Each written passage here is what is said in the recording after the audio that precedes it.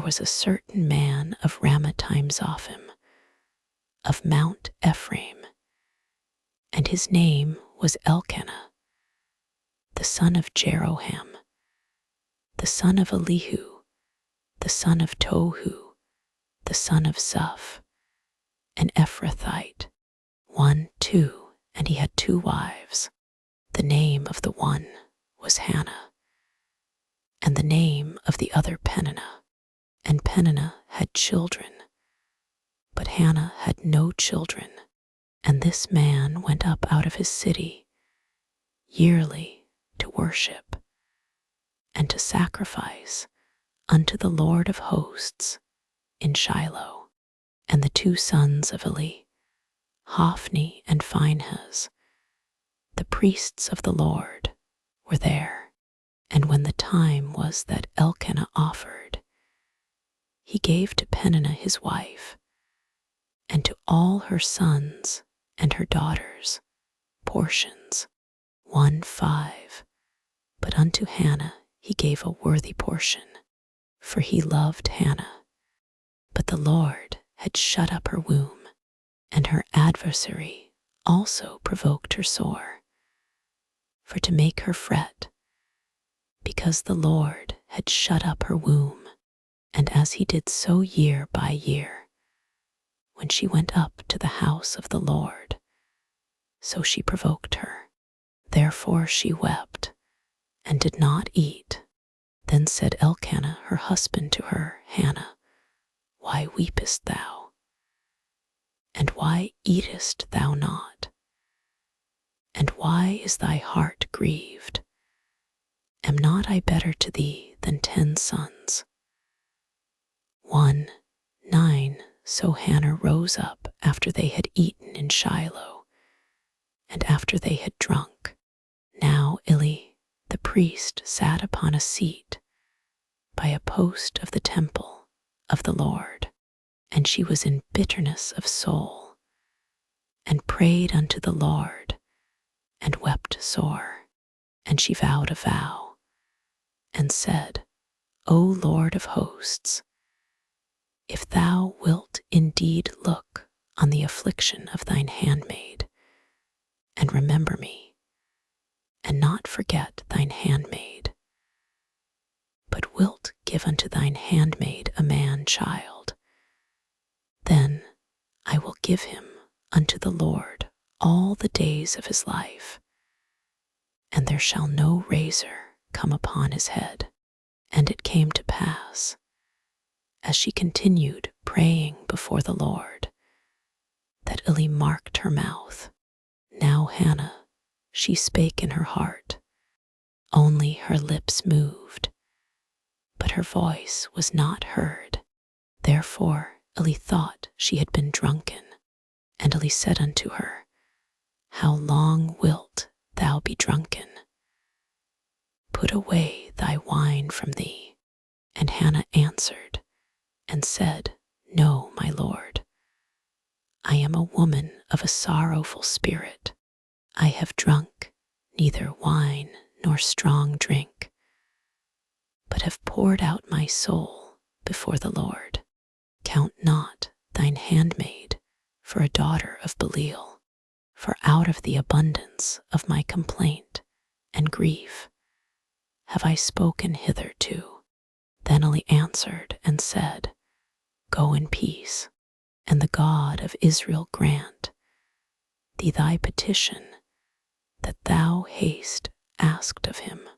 And she said, Let thine handmaid find grace in thy sight. So the woman went her way, and did eat, and her countenance was no more sad. And they rose up in the morning early, and worshipped before the Lord, and returned, and came to their house to Ramah. And Elkanah knew Hannah his wife, and the Lord remembered her.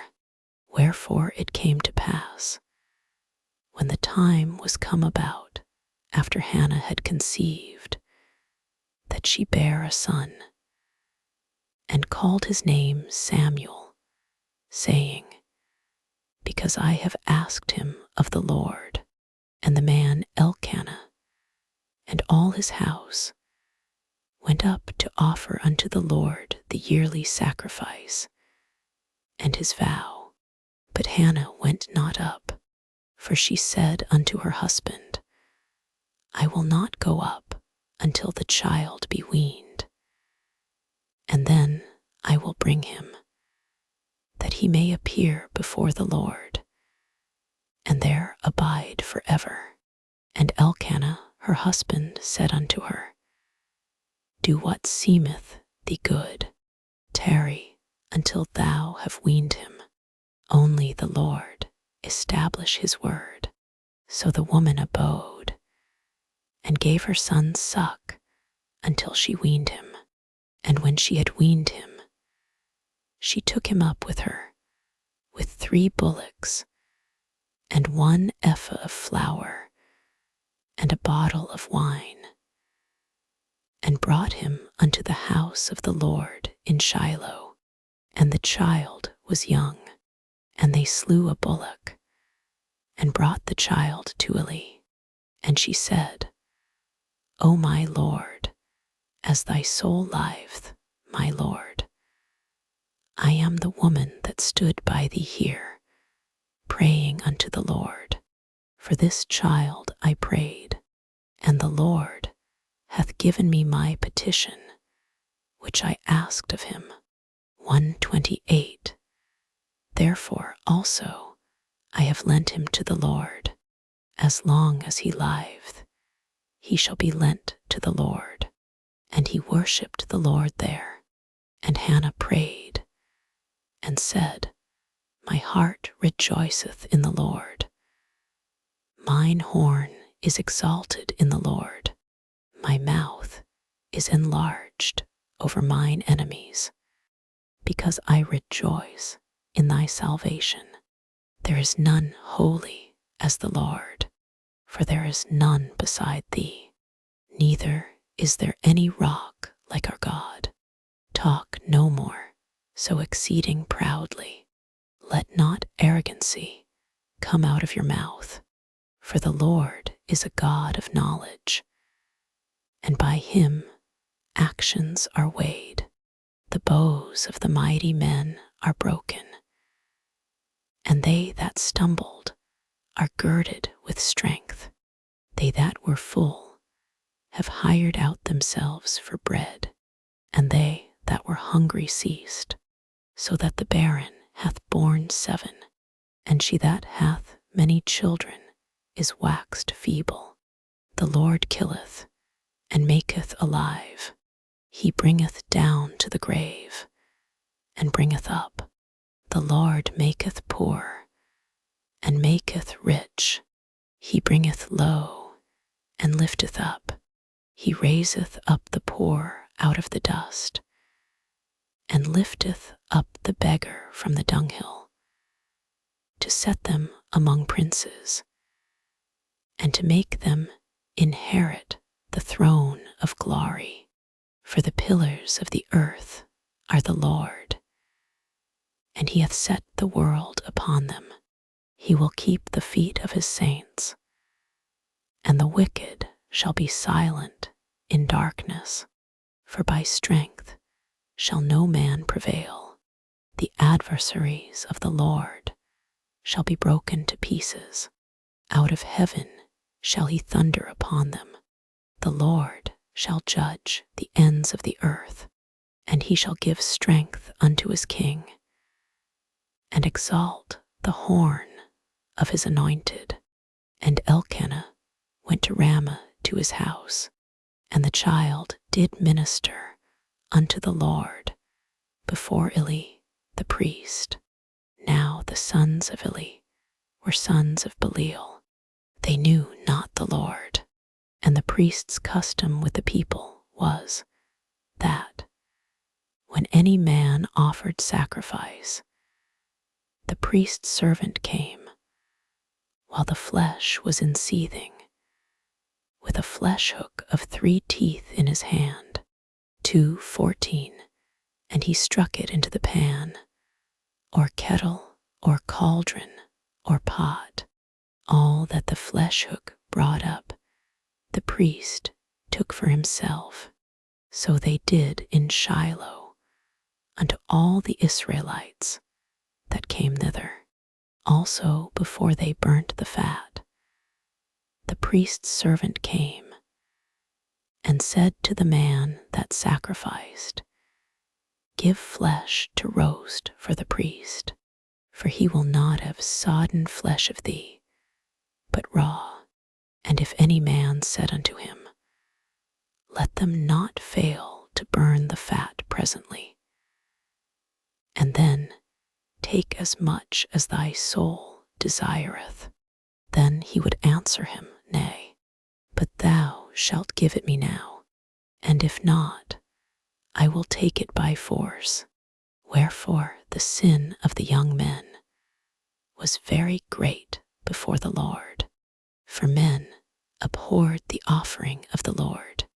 But Samuel ministered before the Lord, being a child, girded with a linen ephod.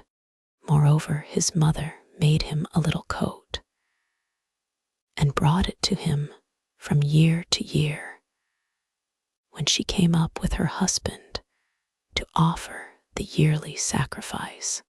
And Eli blessed Elkanah and his wife, and said, The Lord give thee seed of this woman for the loan which is lent to the Lord. And they went unto their own home, and the Lord visited Hannah, so that she conceived, and bare 3 sons and 2 daughters. And the child Samuel grew before the Lord.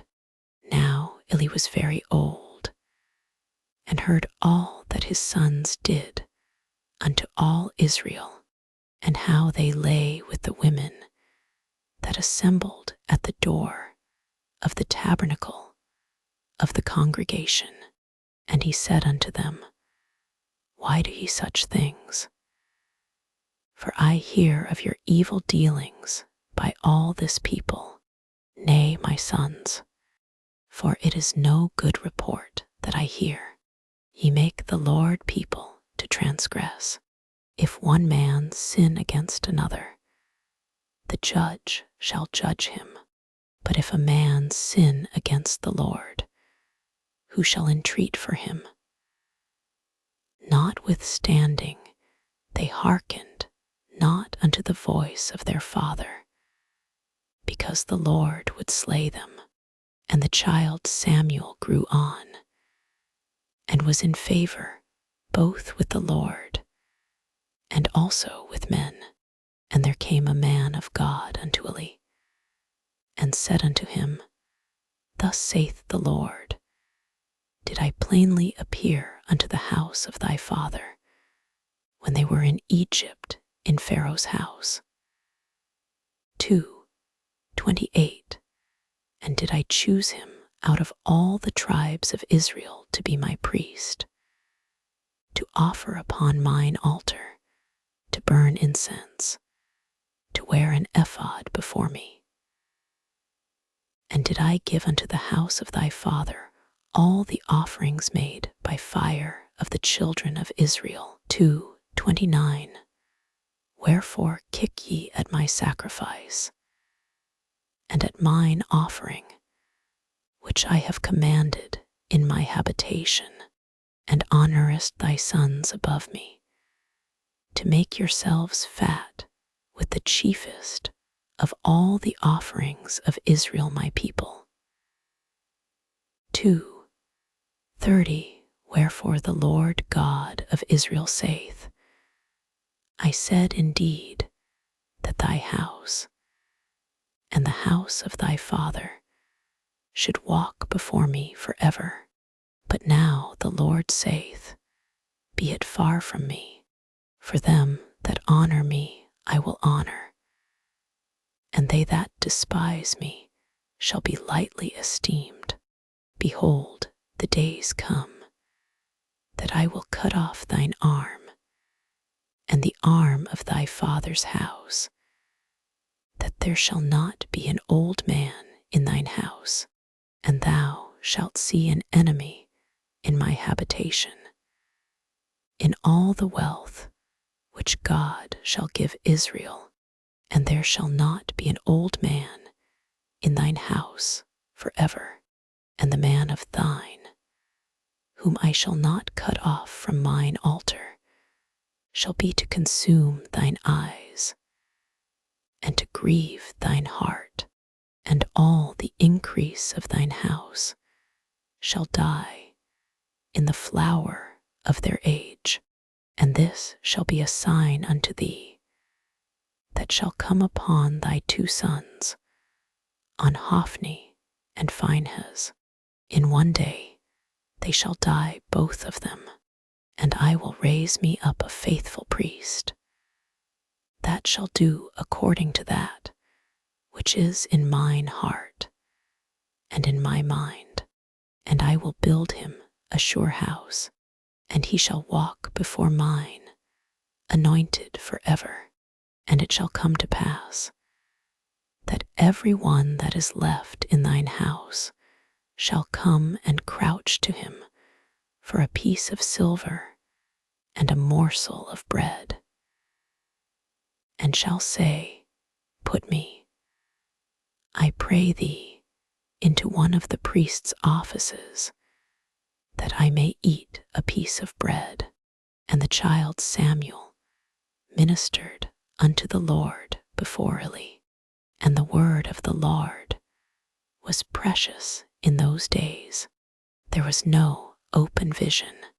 And it came to pass at that time, when Eli was laid down in his place, and his eyes began to wax dim, that he could not see. 3 and ere the lamp of God went out in the temple of the Lord, where the ark of God was, and Samuel was laid down to sleep. 4 that the Lord called Samuel, and he answered, Here am I. And he ran unto Eli, and said, Here am I, for thou calledst me. And he said, I called not. Lie down again. And he went and lay down. And the Lord called yet again, Samuel. And Samuel arose and went to Eli, and said, Here am I, for thou didst call me. And he answered, I called not, my son. Lie down again. Now Samuel did not yet know the Lord, neither was the word of the Lord yet revealed unto him. And the Lord called Samuel again the third time. And he arose and went to Eli, and said, Here am I, for thou didst call me. And Eli perceived that the Lord had called the child. Therefore Eli said unto Samuel, Go, lie down. And it shall be, if he call thee, that thou shalt say, Speak, Lord, for thy servant heareth. So Samuel went and lay down in his place. And the Lord came and stood and called as at other times, Samuel, Samuel. Then Samuel answered, Speak, for thy servant heareth. And the Lord said to Samuel, Behold, I will do a thing in Israel, at which both the ears of every one that heareth it shall tingle. In that day I will perform against Eli all things which I have spoken concerning his house. When I begin, I will also make an end, for I have told him that I will judge his house forever for the iniquity which he knoweth, because his sons made themselves vile, and he restrained them not. And therefore I have sworn unto the house of Eli, that the iniquity of Eli's house shall not be purged with sacrifice, nor offering forever. And Samuel lay until the morning, and opened the doors of the house of the Lord. And Samuel feared to show Eli the vision. Then Eli called Samuel, and said, Samuel, my son. And he answered, Here am I. And he said, What is the thing that the Lord hath said unto thee? I pray thee hide it not from me. God do so to thee, and more also, if thou hide anything from me of all the things that he said unto thee. And Samuel told him every whit, and hid nothing from him. And he said, It is the Lord. Let him do what seemeth him good. And Samuel grew, and the Lord was with him, and did let none of his words fall to the ground. And all Israel from Dan, even to Beersheba, knew that Samuel was established to be a prophet of the Lord. And the Lord appeared again in Shiloh, for the Lord revealed himself to Samuel in Shiloh by the word of the Lord. And the word of Samuel came to all Israel. Now Israel went out against the Philistines to battle, and pitched beside Ebenezer. And the Philistines pitched in Aphek, and the Philistines put themselves in array against Israel. And when they joined battle, Israel was smitten before the Philistines, and they slew of the army in the field about 4,000 men. And when the people were come into the camp, the elders of Israel said, Wherefore hath the Lord smitten us today before the Philistines? Let us fetch the ark of the covenant of the Lord out of Shiloh unto us, that, when it cometh among us, it may save us out of the hand of our enemies. So the people sent to Shiloh, that they might bring from thence the ark of the covenant of the Lord of hosts, which dwelleth between the cherubims. And the two sons of Eli, Hophni and Phinehas, were there with the ark of the covenant of God. And when the ark of the covenant of the Lord came into the camp, all Israel shouted with a great shout, so that the earth rang again. And when the Philistines heard the noise of the shout, they said, What meaneth the noise of this great shout in the camp of the Hebrews? And they understood that the ark of the Lord was come into the camp. And the Philistines were afraid, for they said, God is come into the camp. And they said, Woe unto us, for there hath not been such a thing heretofore. Woe unto us! Who shall deliver us out of the hand of these mighty gods? These are the gods that smote the Egyptians with all the plagues in the wilderness. Be strong and quit yourselves like men, O ye Philistines, that ye be not servants unto the Hebrews, as they have been to you. Quit yourselves like men, and fight. And the Philistines fought, and Israel was smitten. And they fled every man into his tent, and there was a very great slaughter, for there fell of Israel 30,000 footmen. And the ark of God was taken, and the two sons of Eli, Hophni and Phinehas, were slain. And there ran a man of Benjamin out of the army, and came to Shiloh the same day with his clothes rent. and with earth upon his head. And when he came, lo, Eli sat upon a seat by the wayside watching, for his heart trembled for the ark of God. And when the man came into the city and told it, all the city cried out. And when Eli heard the noise of the crying, he said, What meaneth the noise of this tumult? And the man came in hastily and told Eli. Now Eli was 98 years old, and his eyes were dim, that he could not see.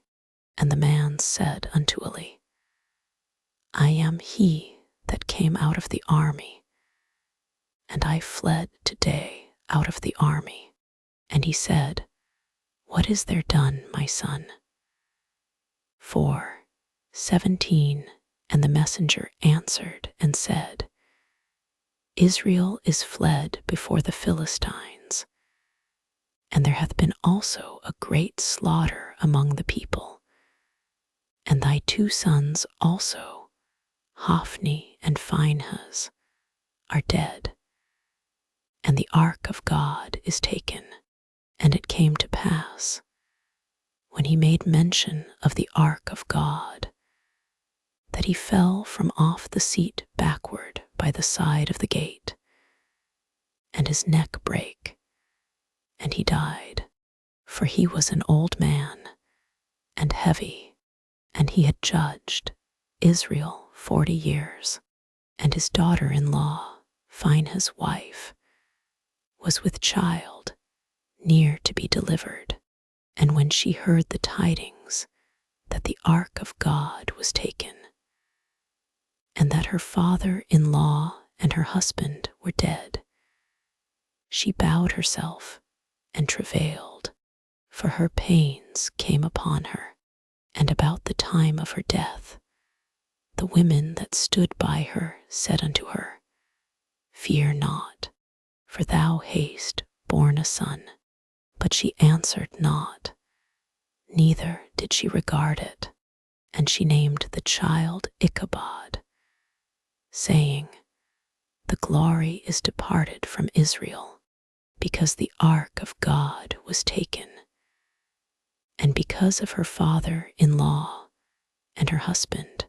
And she said, The glory is departed from Israel, for the ark of God is taken. And the Philistines took the ark of God, and brought it from Ebenezer unto Ashdod. When the Philistines took the ark of God, they brought it into the house of Dagon, and set it by Dagon. And when they of Ashdod arose early on the morrow, behold, Dagon was fallen upon his face to the earth before the ark of the Lord. And they took Dagon, and set him in his place again. And when they arose early on the morrow morning, behold, Dagon was fallen upon his face to the ground before the ark of the Lord. And the head of Dagon and both the palms of his hands were cut off upon the threshold. Only the stump of Dagon was left to him. Therefore neither the priests of Dagon, nor any that come into Dagon's house, tread on the threshold of Dagon in Ashdod unto this day. But the hand of the Lord was heavy upon them of Ashdod, and he destroyed them, and smote them with emerods, even Ashdod and the coasts thereof. And when the men of Ashdod saw that it was so, they said, The ark of the God of Israel shall not abide with us, for his hand is sore upon us, and upon Dagon our God. They sent therefore, and gathered all the lords of the Philistines unto them, and said, What shall we do with the ark of the God of Israel? And they answered, Let the ark of the God of Israel be carried about unto Gath. And they carried the ark of the God of Israel about thither. And it was so that, after they had carried it about, the hand of the Lord was against the city with a very great destruction, and he smote the men of the city, both small and great, and they had emerods in their secret parts. Therefore they sent the ark of God to Ekron, and it came to pass, as the ark of God came to Ekron, that the Ekronites cried out, saying, They have brought about the ark of the God of Israel to us, to slay us and our people. So they sent and gathered together all the lords of the Philistines, and said, Send away the ark of the God of Israel, and let it go again to his own place, that it slay us not and our people. For there was a deadly destruction throughout all the city. The hand of God was very heavy there, and the men that died not were smitten with the emerods, and the cry of the city went up to heaven. And the ark of the Lord was in the country of the Philistines 7 months. And the Philistines called for the priests and the diviners, saying, What shall we do to the ark of the Lord? Tell us wherewith we shall send it to his place.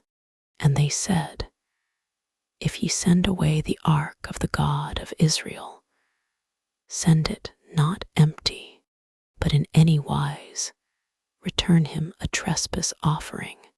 Then ye shall be healed, and it shall be known to you why his hand is not removed from you. Then said they, What shall be the trespass offering which we shall return to him? They answered, 5 golden emerods and 5 golden mice, according to the number of the lords of the Philistines. For 1 plague was on you all, and on your lords.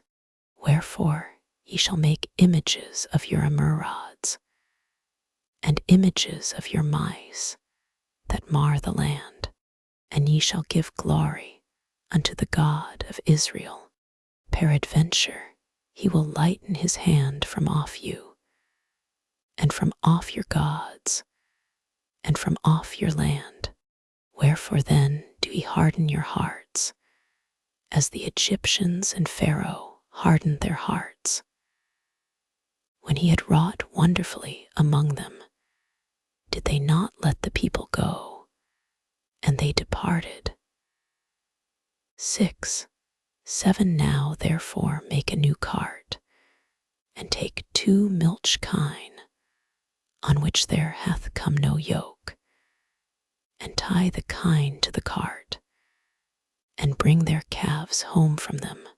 6, 8 And take the ark of the Lord, and lay it upon the cart, and put the jewels of gold, which ye return him for a trespass offering, in a coffer by the side thereof, and send it away, that it may go, and see if it goeth up by the way of his own coast to Bethshemesh. Then he hath done us this great evil, but if not, then we shall know that it is not his hand that smote us. It was a chance that happened to us. And the men did so, and took 2 milch kine, and tied them to the cart, and shut up their calves at home.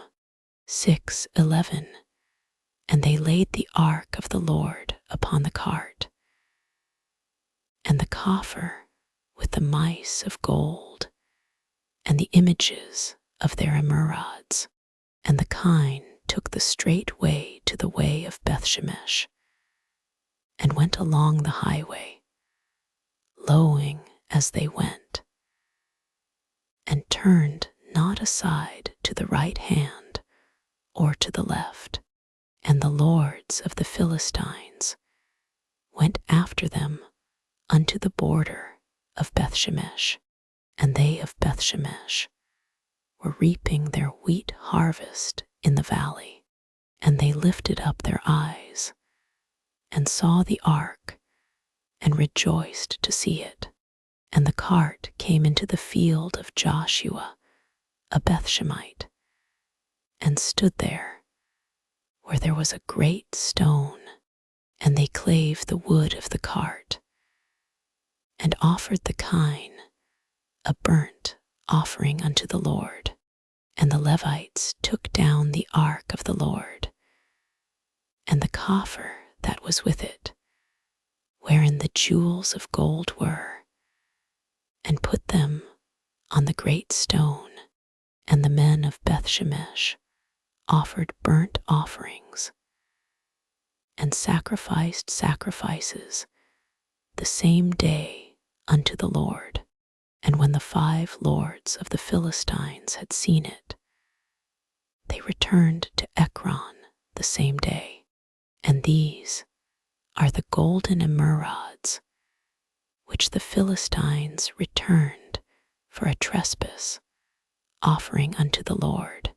For Ashdod 1, for Gaza 1, for Askelon 1, for Gath 1, for Ekron 1, 6:18.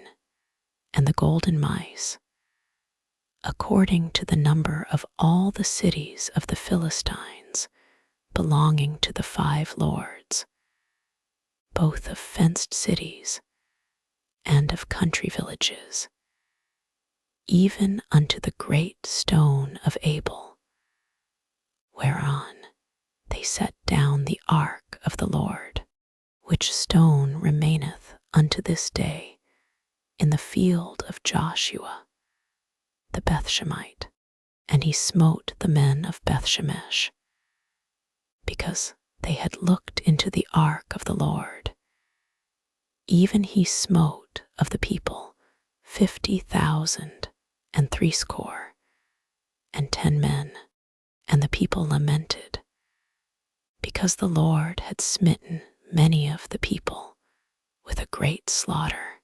And the men of Bethshemesh said, Who is able to stand before this holy Lord God? And to whom shall he go up from us? 6:21.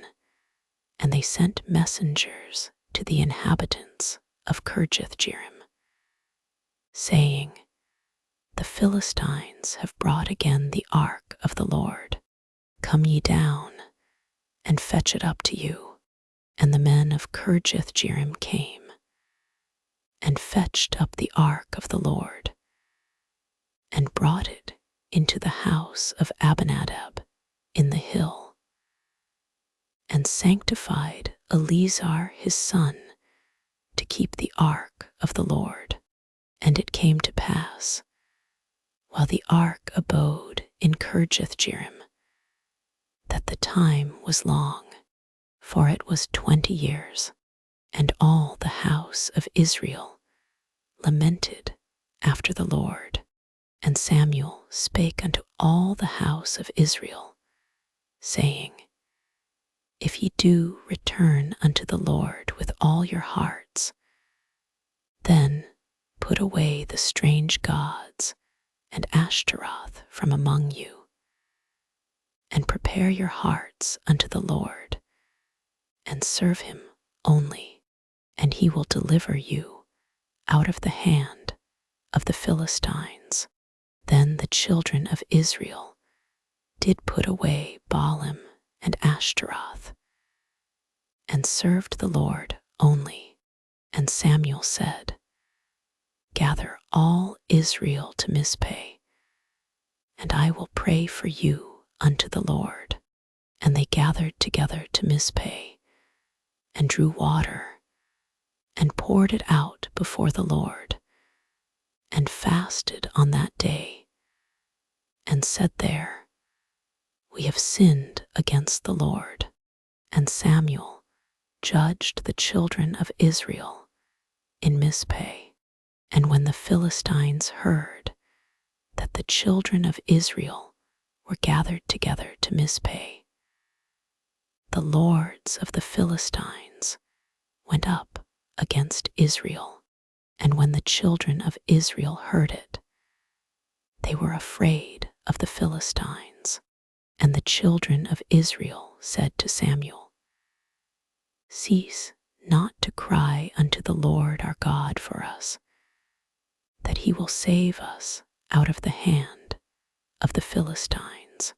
And Samuel took a sucking lamb, and offered it for a burnt offering holy unto the Lord. And Samuel cried unto the Lord for Israel, and the Lord heard him. And as Samuel was offering up the burnt offering, the Philistines drew near to battle against Israel.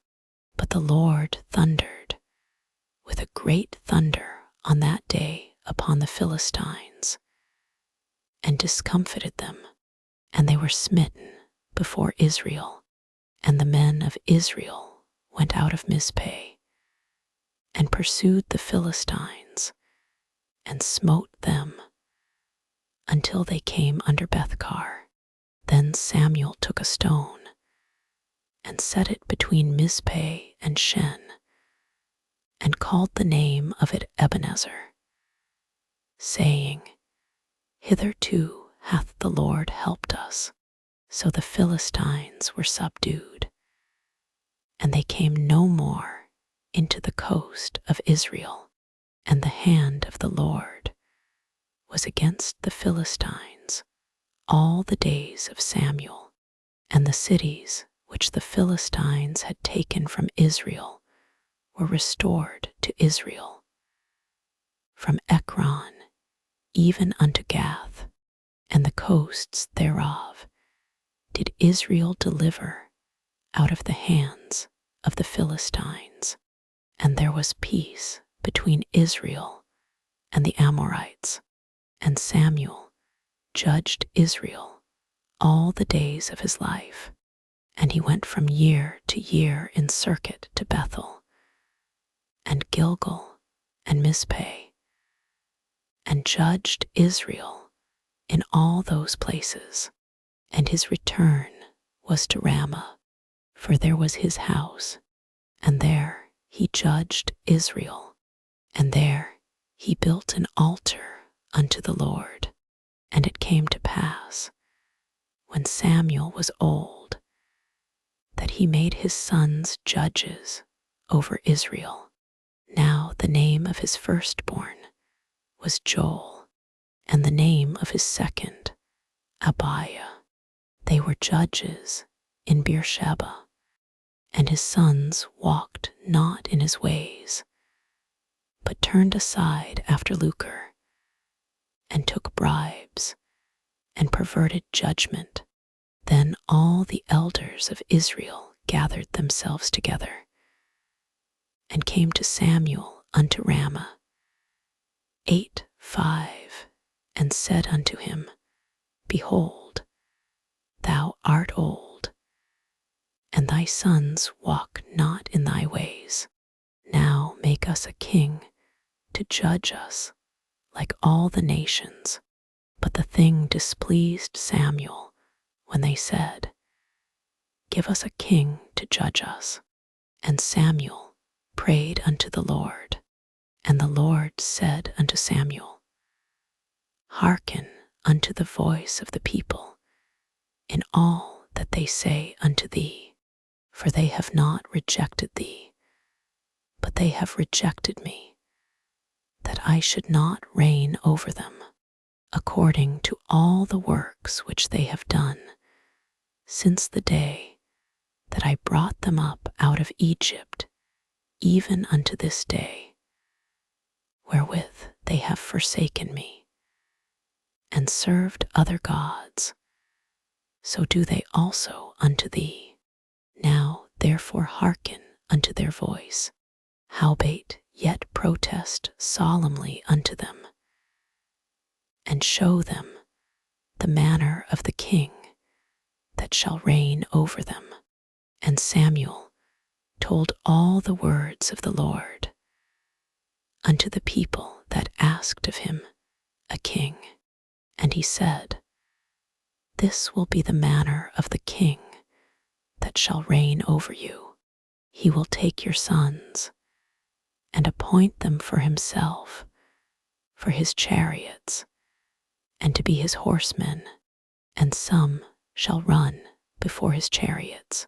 And he will appoint him captains over thousands, and captains over 50s, and will set them to ear his ground, and to reap his harvest, and to make his instruments of war, and instruments of his chariots.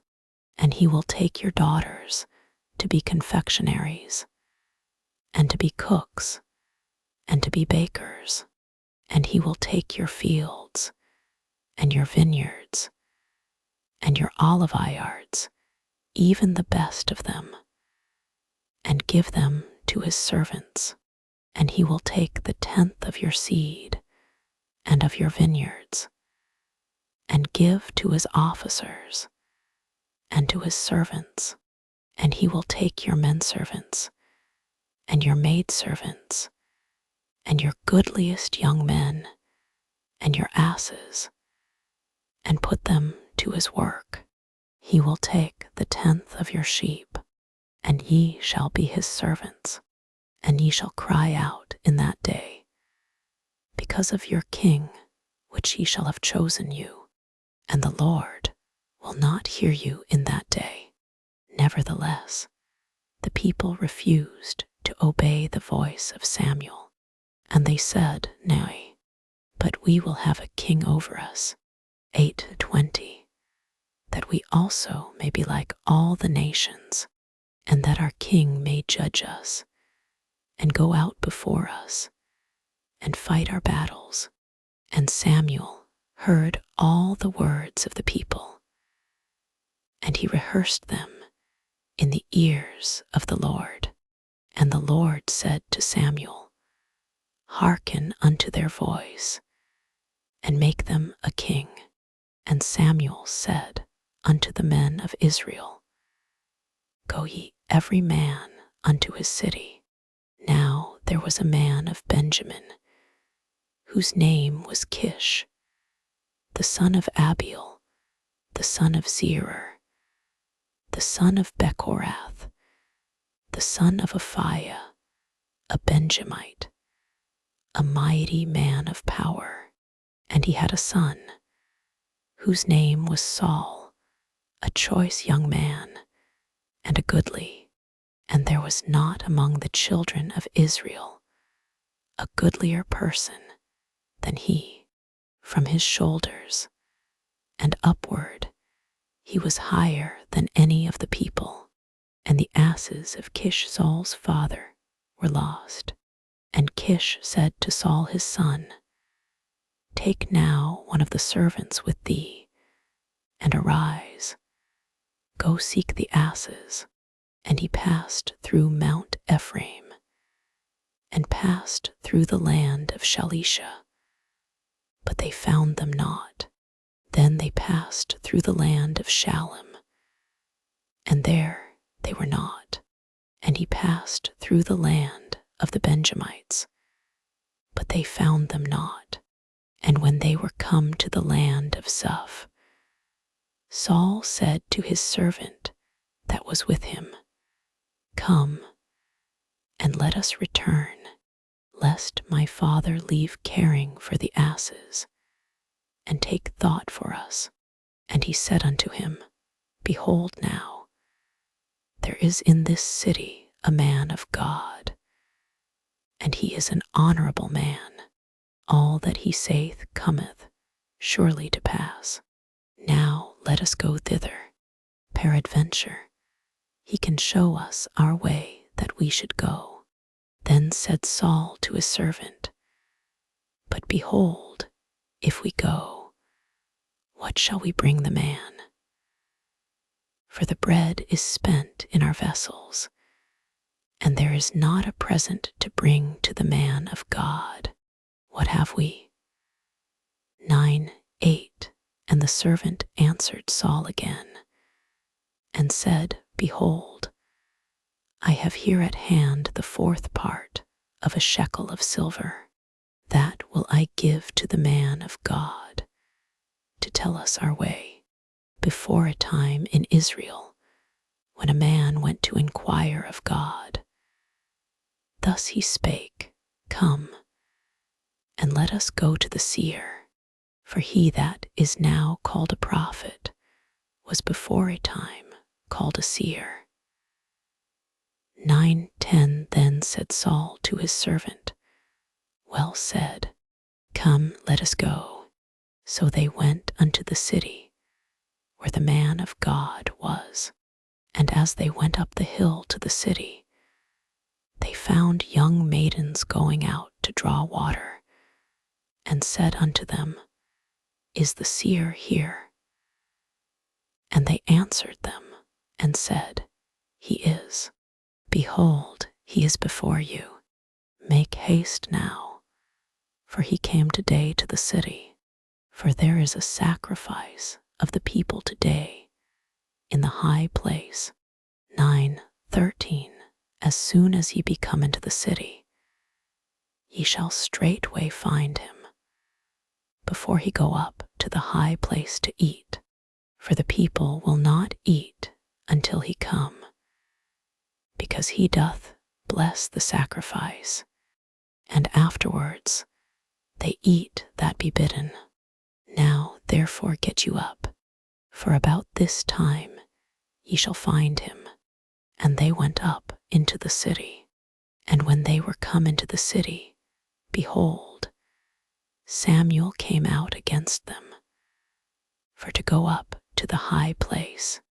Now the Lord had told Samuel in his ear a day before Saul came, saying, 9:16 Tomorrow, about this time, I will send thee a man out of the land of Benjamin, and thou shalt anoint him to be captain over my people Israel, that he may save my people out of the hand of the Philistines. For I have looked upon my people, because their cry is come unto me. And when Samuel saw Saul, the Lord said unto him, Behold the man whom I spake to thee of. This same shall reign over my people. Then Saul drew near to Samuel in the gate, and said, Tell me, I pray thee, where the seer's house is. And Samuel answered Saul, and said, I am the seer. Go up before me unto the high place, for ye shall eat with me today, and tomorrow I will let thee go, and will tell thee all that is in thine heart. And as for thine asses that were lost 3 days ago, set not thy mind on them, for they are found, and on whom is all the desire of Israel. Is it not on thee, and on all thy father's house? 9:21 And Saul answered and said, Am not I a Benjamite, of the smallest of the tribes of Israel, and my family the least of all the families of the tribe of Benjamin? Wherefore then speakest thou so to me? 9:22 And Samuel took Saul and his servant, and brought them into the parlor, and made them sit in the chiefest place among them that were bidden, which were about 30 persons. And Samuel said unto the cook, Bring the portion which I gave thee, of which I said unto thee, set it by thee. And the cook took up the shoulder, and that which was upon it, and set it before Saul. And Samuel said, Behold that which is left. Set it before thee, and eat, for unto this time hath it been kept for thee, since I said, I have invited the people. So Saul did eat with Samuel that day. And when they were come down from the high place into the city, Samuel communed with Saul upon the top of the house. And they arose early, and it came to pass about the spring of the day that Samuel called Saul to the top of the house, saying, Up, that I may send thee away. And Saul arose, and they went out both of them, he and Samuel, abroad.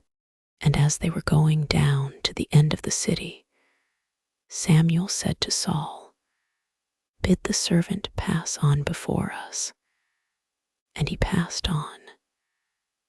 But stand thou still a while, that I may show thee the word of God. Then Samuel took a vial of oil, and poured it upon his head, and kissed him, and said, Is it not because the Lord hath anointed thee to be captain over his inheritance? 10. 2. When thou art departed from me today, then thou shalt find 2 men by Rachel's sepulchre in the border of Benjamin at Zelzah. And they will say unto thee, The asses which thou wentest to seek are found. And lo, thy father hath left the care of the asses, and sorroweth for you, saying, What shall I do for my son? 10. 3 Then shalt thou go on forward from thence, and thou shalt come to the plain of Tabor, and there shall meet thee 3 men going up to God to Bethel, one carrying 3 kids, and another carrying 3 loaves of bread, and another carrying a bottle of wine. And they will salute thee, and give thee 2 loaves of bread, which thou shalt receive of their hands. After that thou shalt come to the hill of God, where is the garrison of the Philistines.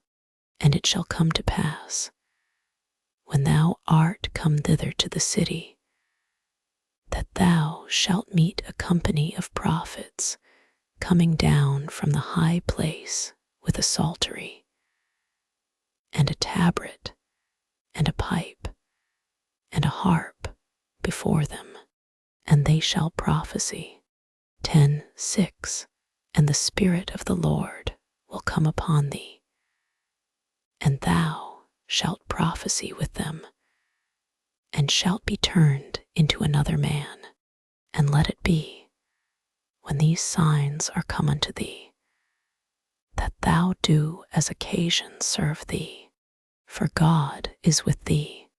And thou shalt go down before me to Gilgal, and behold, I will come down unto thee, to offer burnt offerings, and to sacrifice sacrifices of peace offerings.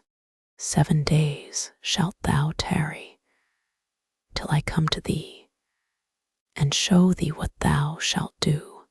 And it was so, that when he had turned his back to go from Samuel, God gave him another heart, and all those signs came to pass that day.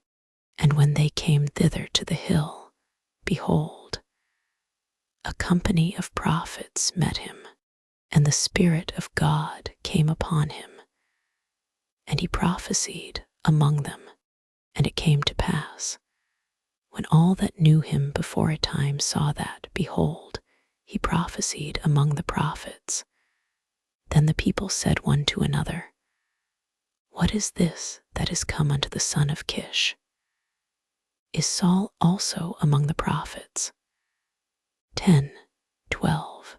And one of the same place answered and said, But who is their father? Therefore it became a proverb, Is Saul also among the prophets? 10, 13. And when he had made an end of prophesying, he came to the high place, and Saul's uncle said unto him, and to his servant, Whither went ye? And he said, To seek the asses. And when we saw that they were nowhere, we came to Samuel. And Saul's uncle said, Tell me, I pray thee, what Samuel said unto you. And Saul said unto his uncle, He told us plainly that the asses were found, but of the matter of the kingdom, whereof Samuel spake, he told him not. And Samuel called the people together unto the Lord to Mizpah, and said unto the children of Israel, Thus saith the Lord God of Israel, I brought up Israel out of Egypt, and delivered you out of the hand of the Egyptians, and out of the hand of all kingdoms, and of them that oppressed you. 10:19. And ye have this day rejected your God, who himself saved you out of all your adversities and your tribulations. And ye have said unto him, Nay, but set a king over us. Now therefore present yourselves before the Lord by your tribes and by your thousands. And when Samuel had caused all the tribes of Israel to come near, the tribe of Benjamin was taken. When he had caused the tribe of Benjamin to come near by their families, the family of Matri was taken, and Saul the son of Kish was taken. And when they sought him, he could not be found. Therefore they inquired of the Lord further, if the man should yet come thither. And the Lord answered, Behold, he hath hid himself among the stuff. And they ran and fetched him thence. And when he stood among the people, he was higher than any of the people from his shoulders and upward. And Samuel said to all the people, See ye him whom the Lord hath chosen, that there is none like him among all the people.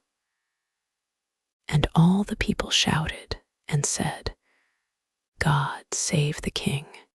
Then Samuel told the people the manner of the kingdom, and wrote it in a book, and laid it up before the Lord. And Samuel sent all the people away, every man to his house. And Saul also went home to Gibeah, and there went with him a band of men, whose hearts God had touched. But the children of Belial said, How shall this man save us? And they despised him, and brought no presents, but he held his peace. Then Nahash the Ammonite came up, and encamped against Jabesh-Gilead. And all the men of Jabesh said unto Nahash, Make a covenant with us, and we will serve thee. And Nahash the Ammonite answered them, On this condition will I make a covenant with you, that I may thrust out all your right eyes, and lay it for a reproach upon all Israel. And the elders of Jabesh said unto him, Give us 7 days' respite, that we may send messengers unto all the coasts of Israel. And then, if there be no man to save us, we will come out to thee. Then came the messengers to Gibeah of Saul, and told the tidings in the ears of the people. And all the people lifted up their voices and wept. And behold, Saul came after the herd out of the field. And Saul said, What aileth the people that they weep? And they told him the tidings of the men of Jabesh. And the Spirit of God came upon Saul when he heard those tidings, and his anger was kindled greatly, and he took a yoke of oxen, and hewed them in pieces, and sent them throughout all the coasts of Israel by the hands of messengers, saying, Whosoever cometh not forth after Saul and after Samuel, so shall it be done unto his oxen. And the fear of the Lord fell on the people, and they came out with one consent. And when he numbered them in Bezek, the children of Israel were 300,000, and the men of Judah 30,000. And they said unto the messengers that came, Thus shall ye say unto the men of Jabesh-Gilead, Tomorrow, by that time the sun be hot, ye shall have help. And the messengers came, and showed it to the men of Jabesh, and they were glad. Therefore the men of Jabesh said, Tomorrow we will come out unto you, and ye shall do with us all that seemeth good unto you. And it was so on the morrow, that Saul put the people in 3 companies, and they came into the midst of the host in the morning watch, and slew the Ammonites until the heat of the day. And it came to pass that they which remained were scattered, so that 2 of them were not left together. And the people said unto Samuel, Who is he that said, Shall Saul reign over us? Bring the men, that we may put them to death. And Saul said, There shall not a man be put to death this day, for today the Lord hath wrought salvation in Israel. Then said Samuel to the people, Come, and let us go to Gilgal, and renew the kingdom there. And all the people went to Gilgal, and there they made Saul king before the Lord in Gilgal. And there they sacrificed sacrifices of peace offerings before the Lord. And there Saul and all the men of Israel rejoiced greatly. And Samuel said unto all Israel, Behold, I have hearkened unto your voice in all that ye said unto me, and have made a king over you. And now, behold, the king walketh before you, and I am old and grey-headed. And behold, my sons are with you, and I have walked before you from my childhood unto this day. Behold, here I am, witness against me before the Lord, and before his anointed. Whose ox have I taken? Or whose ass have I taken? Or whom have I defrauded? Whom have I oppressed? Or of whose hand have I received any bribe to blind mine eyes therewith? And I will restore it you. And they said, Thou hast not defrauded us, nor oppressed us, neither hast thou taken aught of any man's hand. And he said unto them, The Lord is witness against you, and his anointed is witness this day, that ye have not found aught in my hand. And they answered, He is witness. And Samuel said unto the people, It is the Lord that advanced Moses and Aaron, and that brought your fathers up out of the land of Egypt.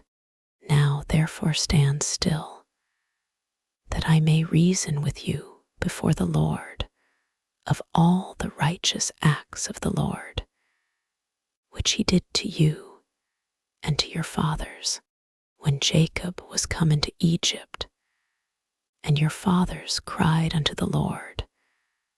Then the Lord sent Moses and Aaron, which brought forth your fathers out of Egypt, and made them dwell in this place.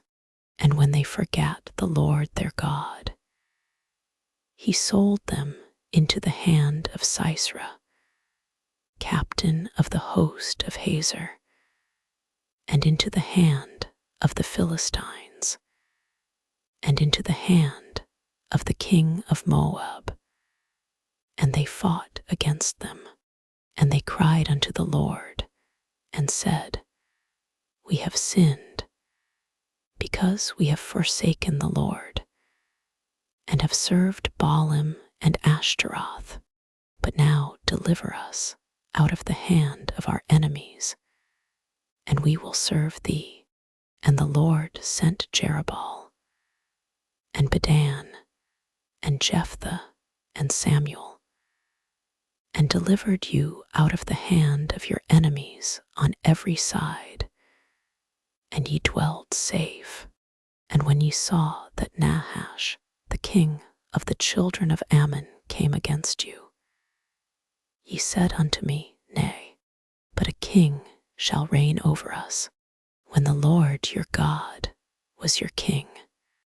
Now therefore behold the king whom ye have chosen, and whom ye have desired. And behold, the Lord hath set a king over you, if ye will fear the Lord, and serve him, and obey his voice, and not rebel against the commandment of the Lord. Then shall both ye, and also the king that reigneth over you, continue following the Lord your God.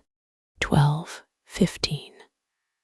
But if ye will not obey the voice of the Lord, but rebel against the commandment of the Lord, then shall the hand of the Lord be against you, as it was against your fathers. Now therefore stand, and see this great thing, which the Lord will do before your eyes. Is it not wheat harvest today? I will call unto the Lord, and he shall send thunder and rain, that ye may perceive, and see that your wickedness is great, which ye have done in the sight of the Lord, in asking you a king. So Samuel called unto the Lord, and the Lord sent thunder and rain that day, and all the people greatly feared the Lord and Samuel. And all the people said unto Samuel, Pray for thy servants unto the Lord thy God, that we die not, for we have added unto all our sins this evil, to ask us a king. And Samuel said unto the people, Fear not, ye have done all this wickedness, yet turn not aside from following the Lord, but serve the Lord with all your heart. 12:21. And turn ye not aside, for then should ye go after vain things, which cannot profit nor deliver, for they are vain. For the Lord will not forsake his people for his great name's sake, because it hath pleased the Lord to make you his people. Moreover, as for me, God forbid that I should sin against the Lord in ceasing to pray for you, but I will teach you the good and the right way. 12:24. Only fear the Lord, and serve him in truth with all your heart. For consider how great things he hath done for you. But if he shall still do wickedly, ye shall be consumed, both ye and your king. Saul reigned 1 year, and when he had reigned 2 years over Israel, 2 Saul chose him 3,000 men of Israel, whereof 2,000 were with Saul in Michmash and in Mount Bethel, and 1,000 were with Jonathan in Gibeah of Benjamin. And the rest of the people he sent every man to his tent. And Jonathan smote the garrison of the Philistines that was in Geba. And the Philistines heard of it, and Saul blew the trumpet throughout all the land, saying, Let the Hebrews hear. And all Israel heard say that Saul had smitten a garrison of the Philistines, and that Israel also was had in abomination with the Philistines. And the people were called together after Saul to Gilgal, and the Philistines gathered themselves together to fight with Israel, 30,000 chariots and 6,000 horsemen, and people as the sand which is on the sea shore in multitude. And they came up and pitched in Michmash, eastward from Bethaven, when the men of Israel saw that they were in a strait, for the people were distressed. Then the people did hide themselves in caves, and in thickets, and in rocks, and in high places, and in pits. And some of the Hebrews went over Jordan to the land of Gad and Gilead. As for Saul, he was yet in Gilgal, and all the people followed him trembling, and he tarried 7 days, according to the set time that Samuel had appointed. But Samuel came not to Gilgal, and the people were scattered from him.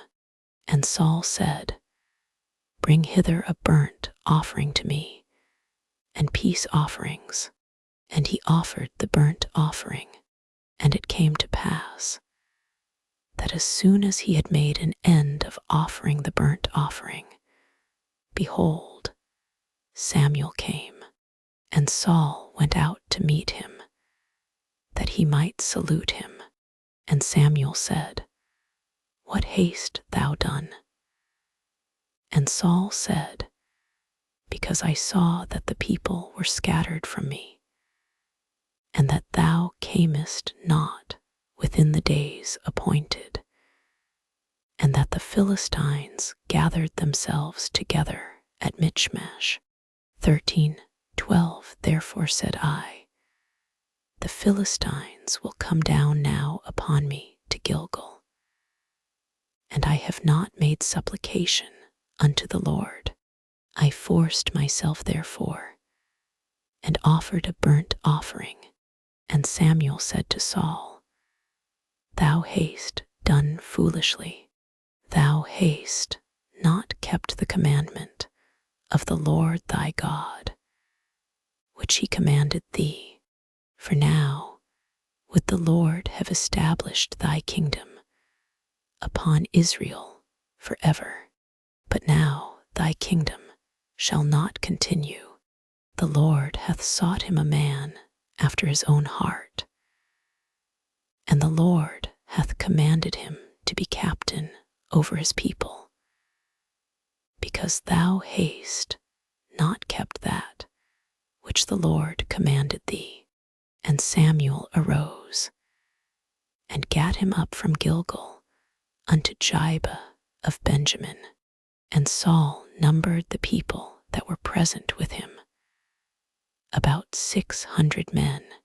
And Saul and Jonathan his son, and the people that were present with them, abode in Gibah of Benjamin, but the Philistines encamped in Michmash, and the spoilers came out of the camp of the Philistines in 3 companies.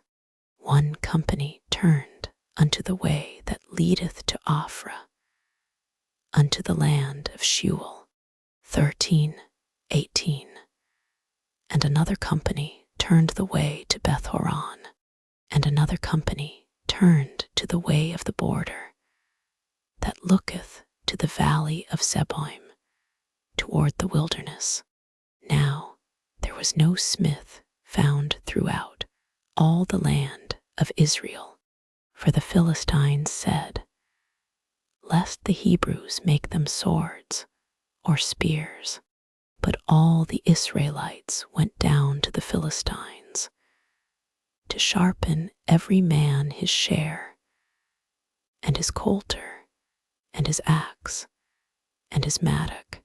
Yet they had a file for the mattocks, and for the coulters, and for the forks, and for the axes, and to sharpen the goads. So it came to pass in the day of battle, that there was neither sword nor spear found in the hand of any of the people that were with Saul and Jonathan, but with Saul and with Jonathan his son was there found. And the garrison of the Philistines went out to the passage of Michmash.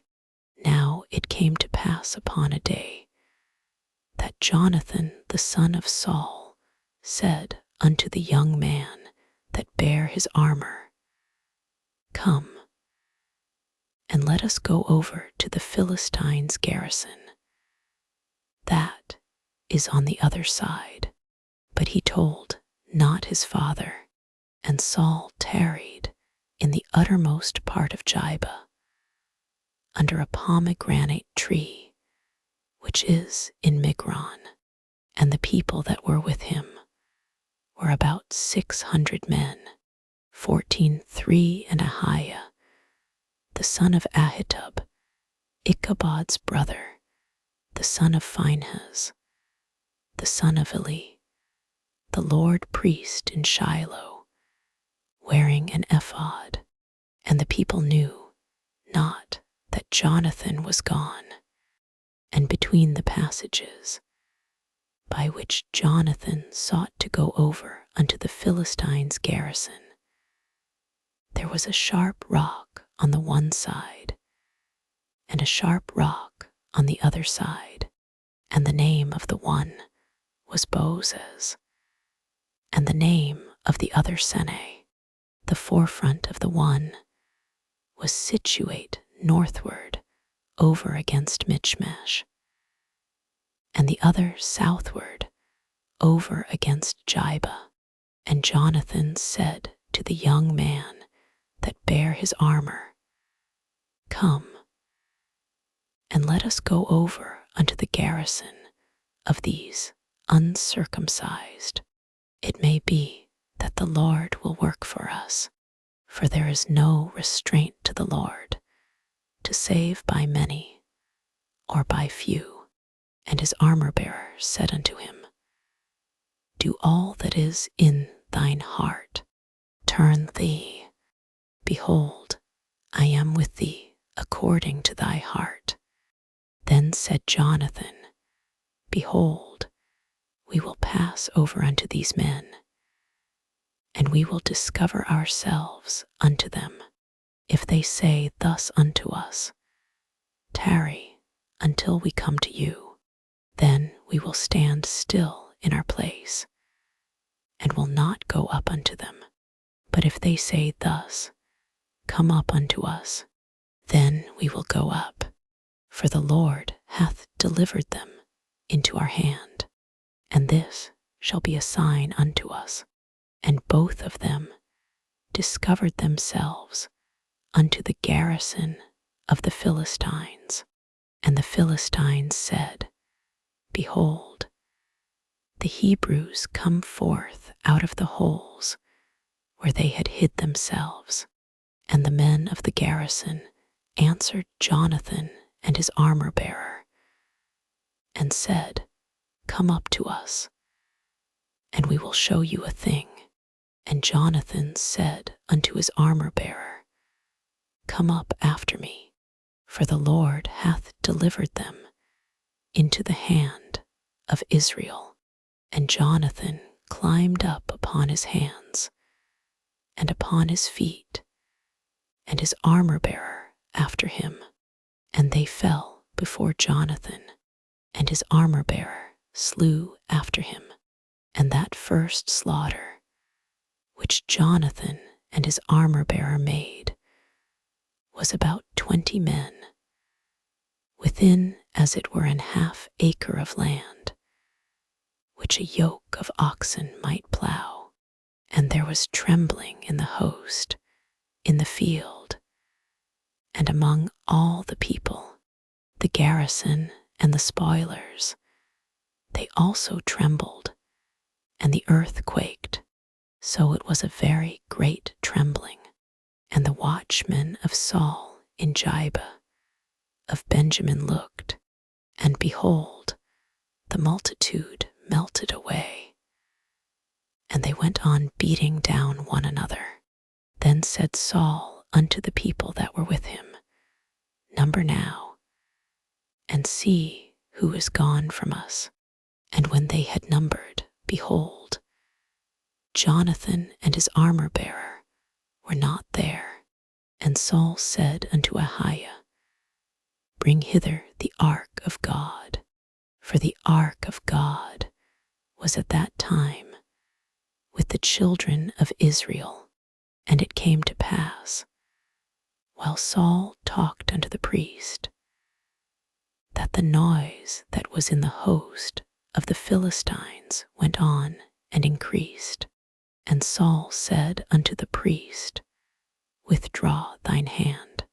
And Saul and all the people that were with him assembled themselves, and they came to the battle. And behold, every man's sword was against his fellow, and there was a very great discomfiture. Moreover, the Hebrews that were with the Philistines before that time, which went up with them into the camp from the country round about, even they also turned to be with the Israelites that were with Saul and Jonathan. Likewise all the men of Israel which had hid themselves in Mount Ephraim, when they heard that the Philistines fled, even they also followed hard after them in the battle. So the Lord saved Israel that day, and the battle passed over unto Bethaven, and the men of Israel were distressed that day. For Saul had adjured the people, saying, Cursed be the man that eateth any food until evening, that I may be avenged on mine enemies. So none of the people tasted any food, and all they of the land came to a wood, and there was honey upon the ground. And when the people were come into the wood, behold, the honey dropped, but no man put his hand to his mouth, for the people feared the oath. But Jonathan heard not when his father charged the people with the oath. Wherefore he put forth the end of the rod that was in his hand, and dipped it in an honeycomb, and put his hand to his mouth, and his eyes were enlightened. Then answered one of the people, and said, Thy father straitly charged the people with an oath, saying, Cursed be the man that eateth any food this day. And the people were faint. Then said Jonathan, My father hath troubled the land, See, I pray you, how mine eyes have been enlightened, because I tasted a little of this honey. How much more, if haply the people had eaten freely today of the spoil of their enemies, which they found. For had there not been now a much greater slaughter among the Philistines? 14:31. And they smote the Philistines that day from Michmash to Ajalon, and the people were very faint, and the people flew upon the spoil, and took sheep and oxen and calves, and slew them on the ground, and the people did eat them with the blood.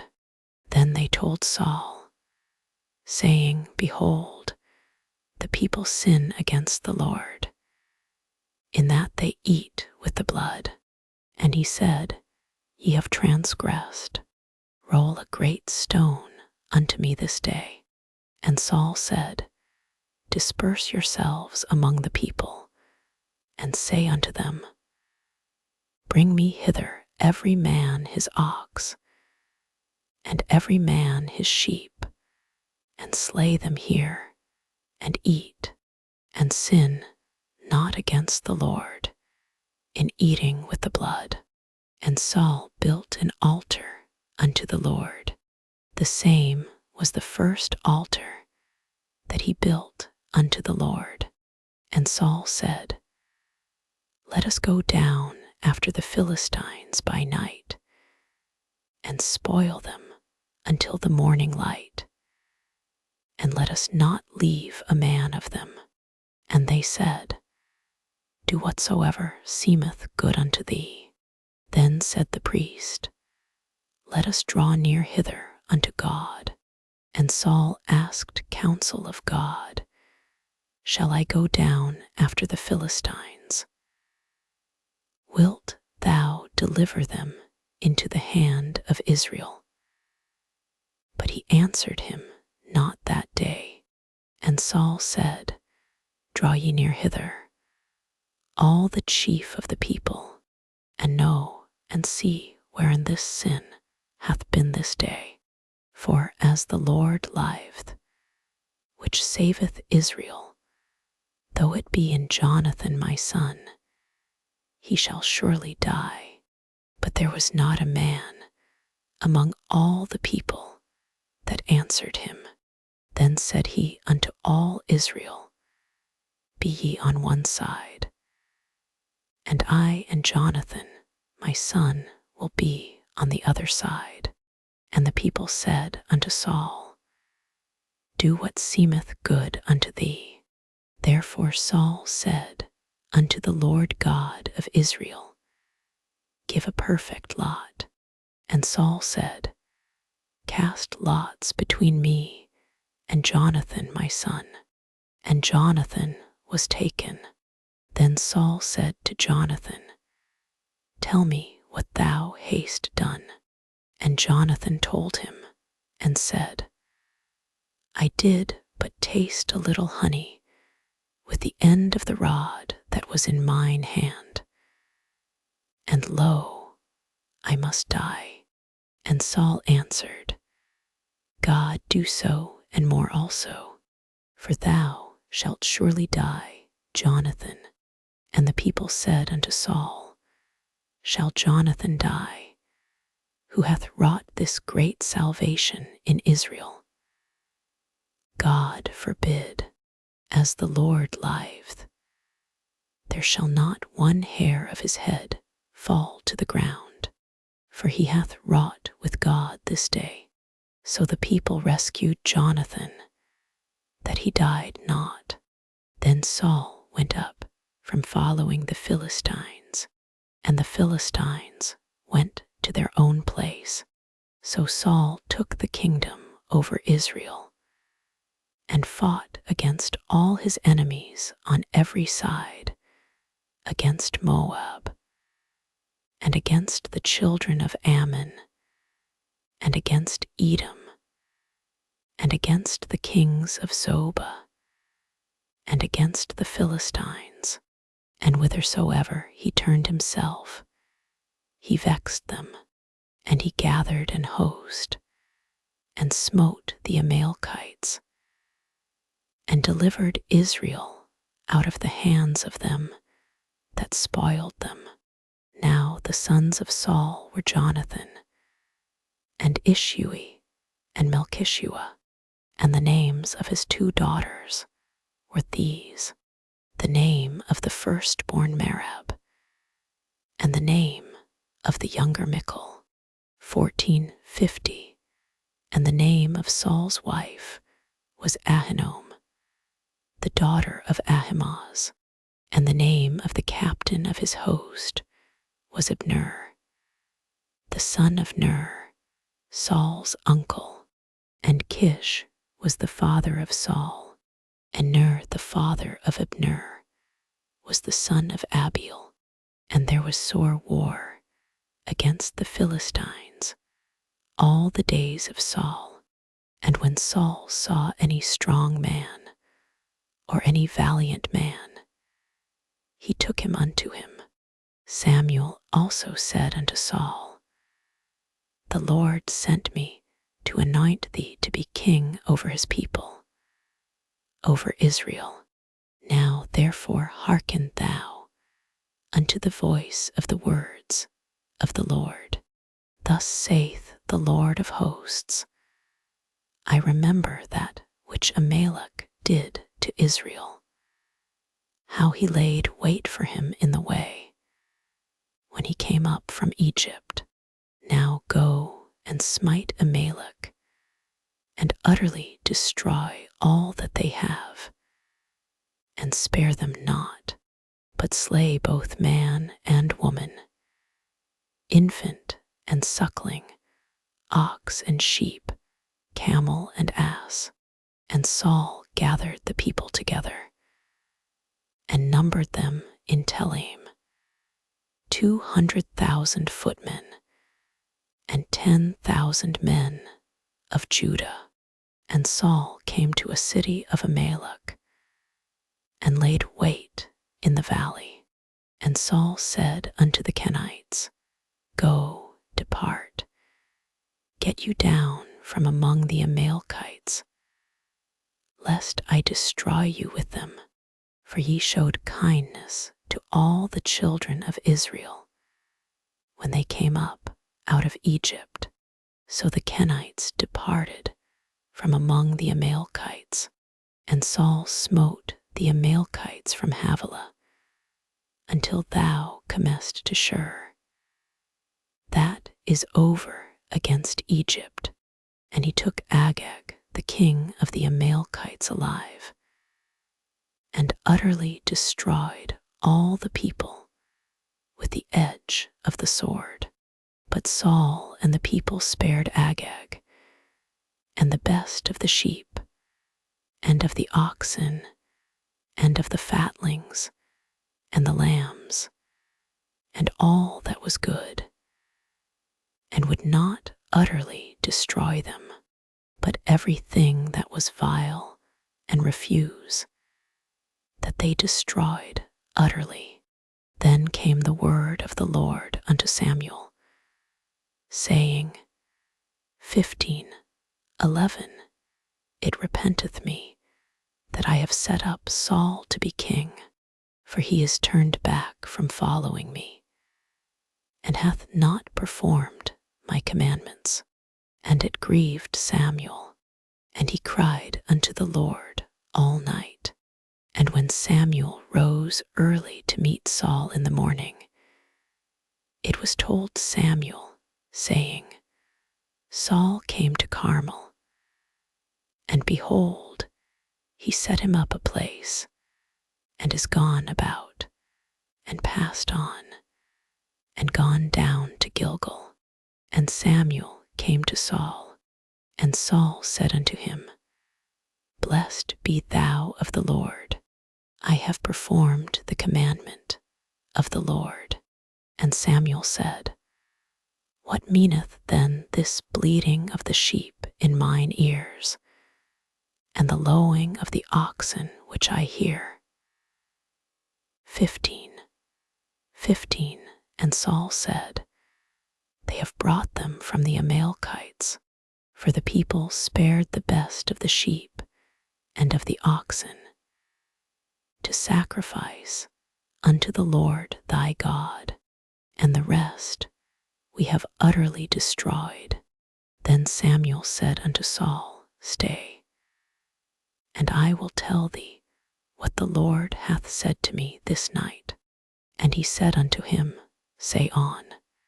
And Samuel said, When thou wast little in thine own sight, wast thou not made the head of the tribes of Israel? And the Lord anointed thee king over Israel. 15. And the Lord sent thee on a journey, and said, Go and utterly destroy the sinners the Amalekites, and fight against them until they be consumed. Wherefore then didst thou not obey the voice of the Lord, but didst fly upon the spoil, and didst evil in the sight of the Lord? And Saul said unto Samuel, Yea, I have obeyed the voice of the Lord, and have gone the way which the Lord sent me, and have brought Agag the king of Amalek, and have utterly destroyed the Amalekites.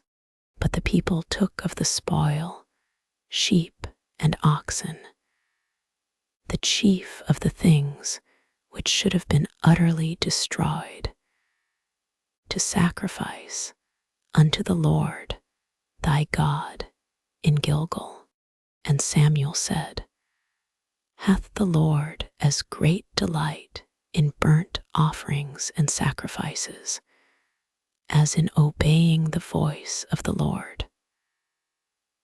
Behold, to obey is better than sacrifice, and to hearken than the fat of rams. For rebellion is as the sin of witchcraft, and stubbornness is as iniquity and idolatry. Because thou hast rejected the word of the Lord, he hath also rejected thee from being king. And Saul said unto Samuel, I have sinned, for I have transgressed the commandment of the Lord, and thy words, because I feared the people, and obeyed their voice. Now therefore, I pray thee, pardon my sin, and turn again with me, that I may worship the Lord. And Samuel said unto Saul, I will not return with thee, for thou hast rejected the word of the Lord, and the Lord hath rejected thee from being king over Israel. And as Samuel turned about to go away, he laid hold upon the skirt of his mantle, and it rent.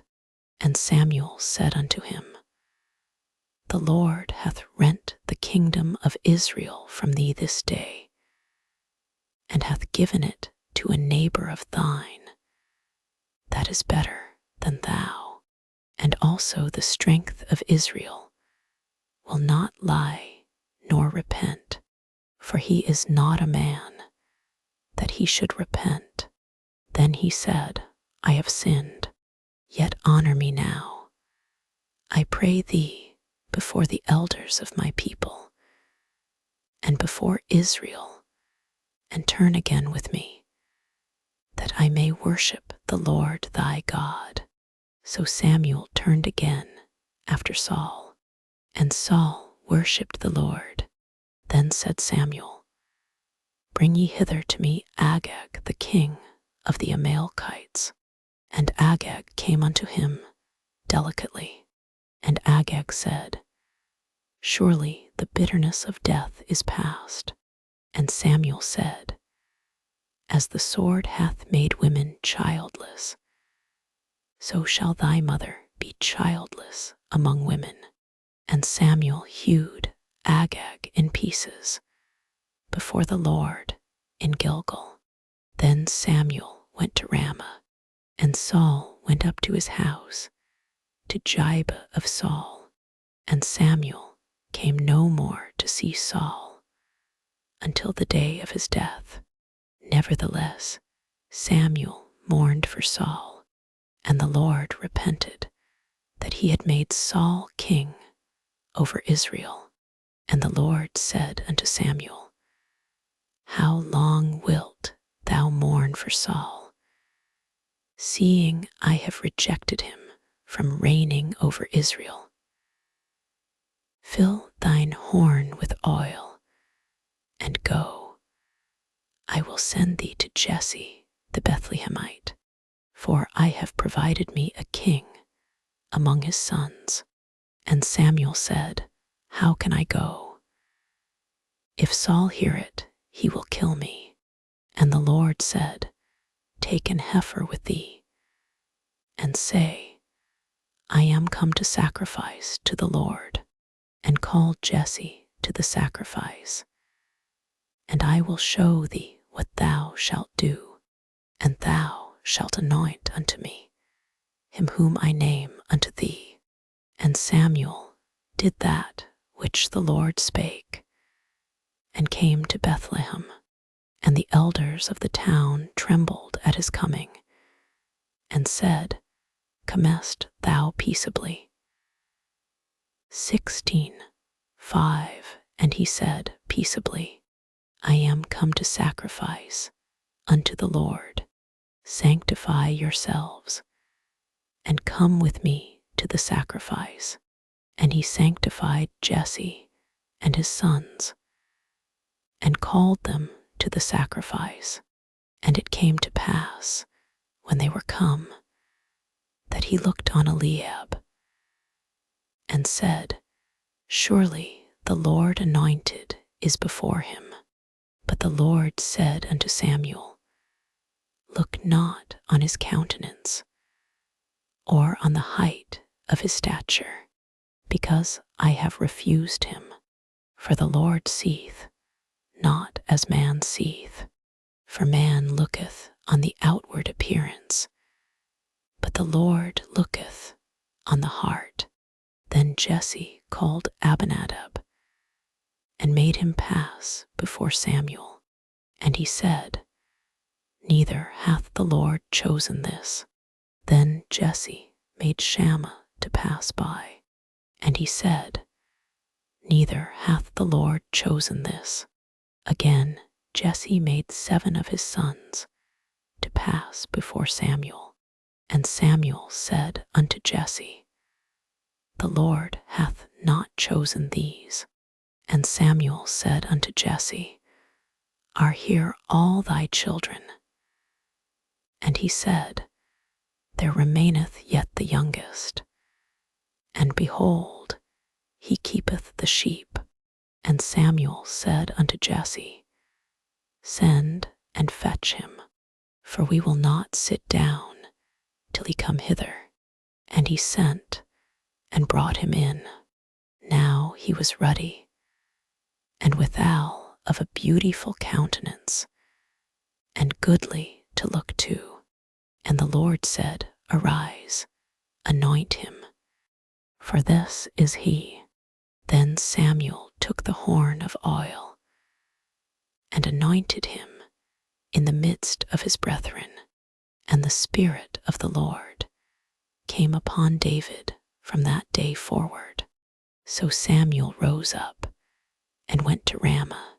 But the Spirit of the Lord departed from Saul, and an evil spirit from the Lord troubled him. And Saul's servants said unto him, Behold now, an evil spirit from God troubleth thee. Let our Lord now command thy servants, which are before thee, to seek out a man, who is a cunning player on an harp. And it shall come to pass, when the evil spirit from God is upon thee, that he shall play with his hand, and thou shalt be well.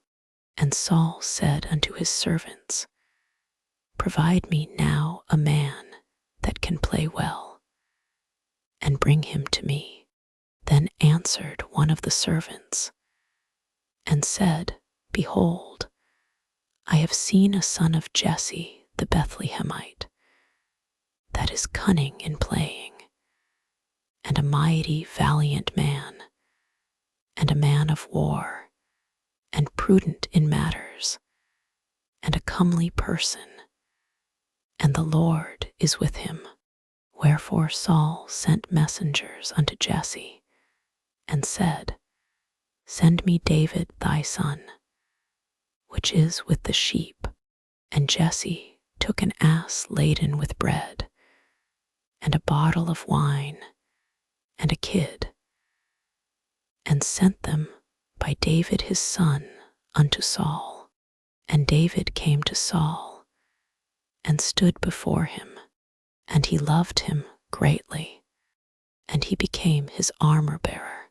And Saul sent to Jesse, saying, Let David, I pray thee, stand before me, for he hath found favor in my sight. And it came to pass, when the evil spirit from God was upon Saul, that David took an harp, and played with his hand. So Saul was refreshed, and was well, and the evil spirit departed from him. Now the Philistines gathered together their armies to battle, and were gathered together at Shochoh, which belongeth to Judah, and pitched between Shochoh and Azekah in Ephisdammim.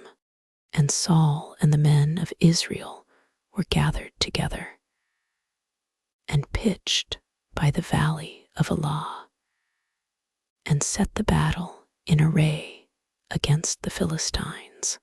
And the Philistines stood on a mountain on the one side, and Israel stood on a mountain on the other side, and there was a valley between them.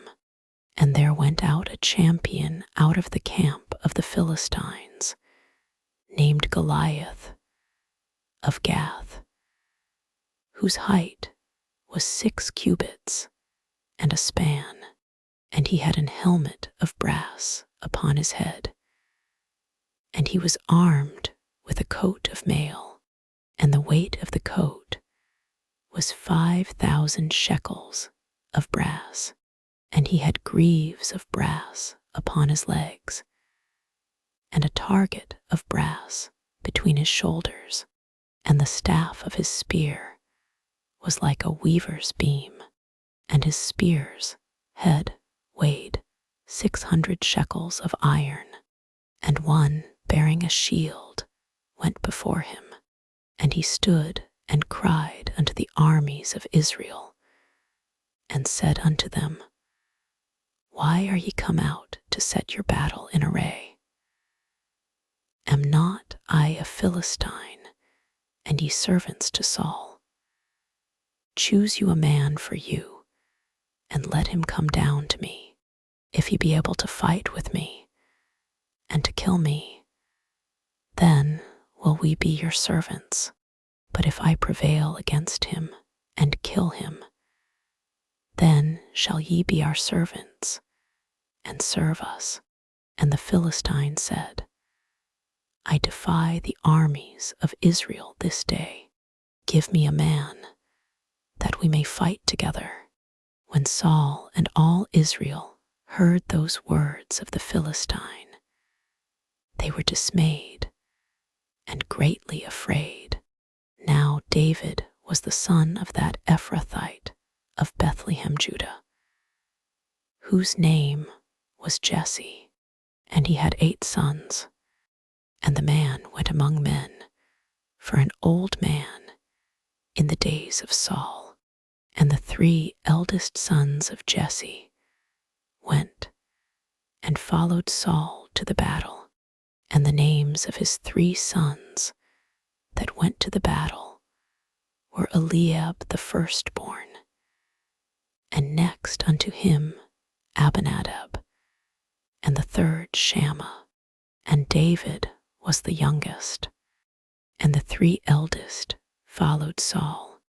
But David went and returned from Saul to feed his father's sheep at Bethlehem. And the Philistine drew near morning and evening, and presented himself 40 days. And Jesse said unto David his son, Take now for thy brethren an ephah of this parched corn, and these 10 loaves, and run to the camp of thy brethren, 17:18, and carry these 10 cheeses unto the captain of their 1,000, and look how thy brethren fare, and take their pledge. Now Saul, and they, and all the men of Israel were in the valley of Elah, fighting with the Philistines. And David rose up early in the morning, and left the sheep with a keeper, and took, and went, as Jesse had commanded him. And he came to the trench, as the host was going forth to the fight, and shouted for the battle. For Israel and the Philistines had put the battle in array, army against army. And David left his carriage in the hand of the keeper of the carriage, and ran into the army, and came and saluted his brethren. And as he talked with them, behold, there came up the champion, the Philistine of Gath, Goliath by name, out of the armies of the Philistines, and spake according to the same words. And David heard them, and all the men of Israel, when they saw the man, fled from him, and were sore afraid. And the men of Israel said, Have ye seen this man that is come up? Surely to defy Israel is he come up. And it shall be, that the man who killeth him, the king will enrich him with great riches, and will give him his daughter, and make his father's house free in Israel.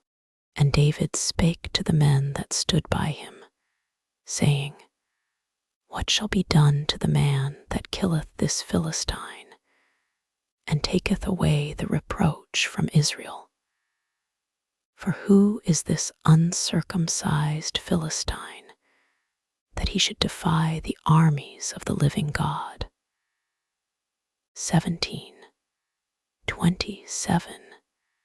And the people answered him after this manner, saying, So shall it be done to the man that killeth him.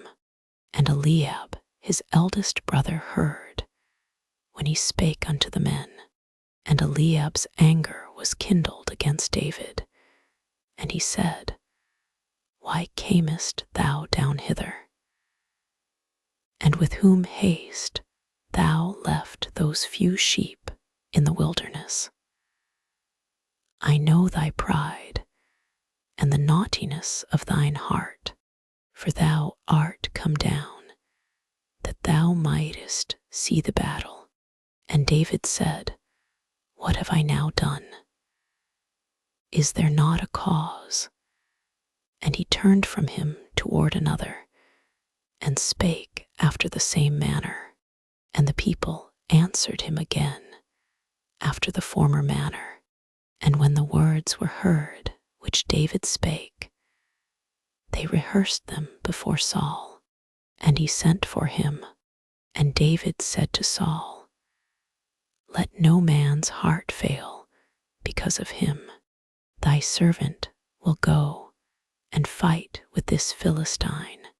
And Saul said to David, Thou art not able to go against this Philistine to fight with him, for thou art but a youth, and he a man of war from his youth.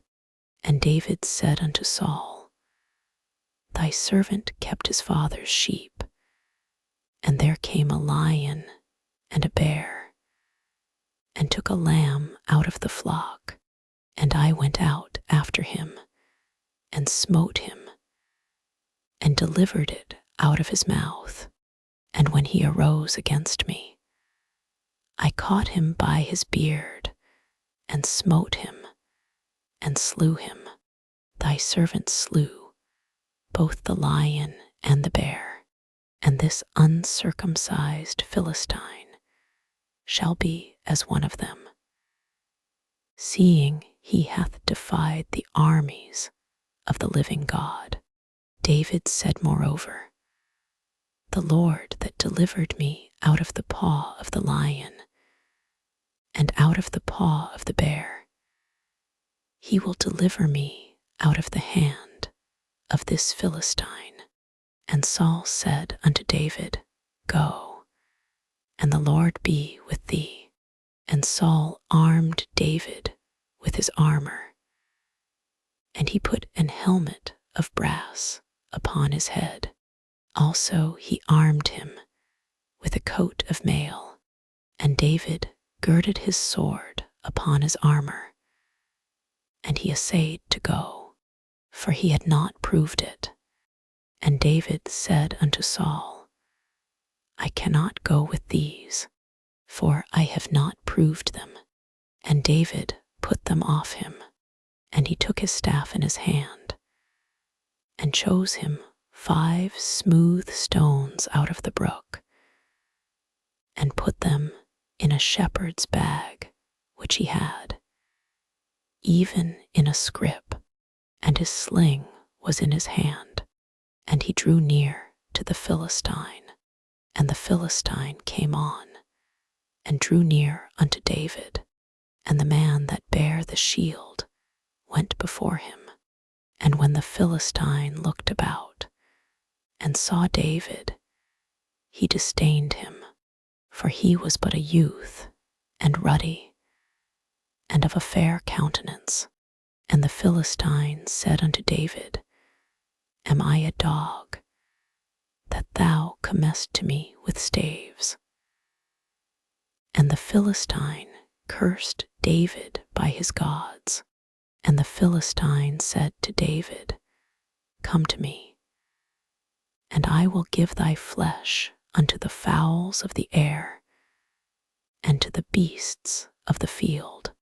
Then said David to the Philistine, Thou comest to me with a sword, and with a spear, and with a shield, but I come to thee in the name of the Lord of hosts, the God of the armies of Israel, whom thou hast defied.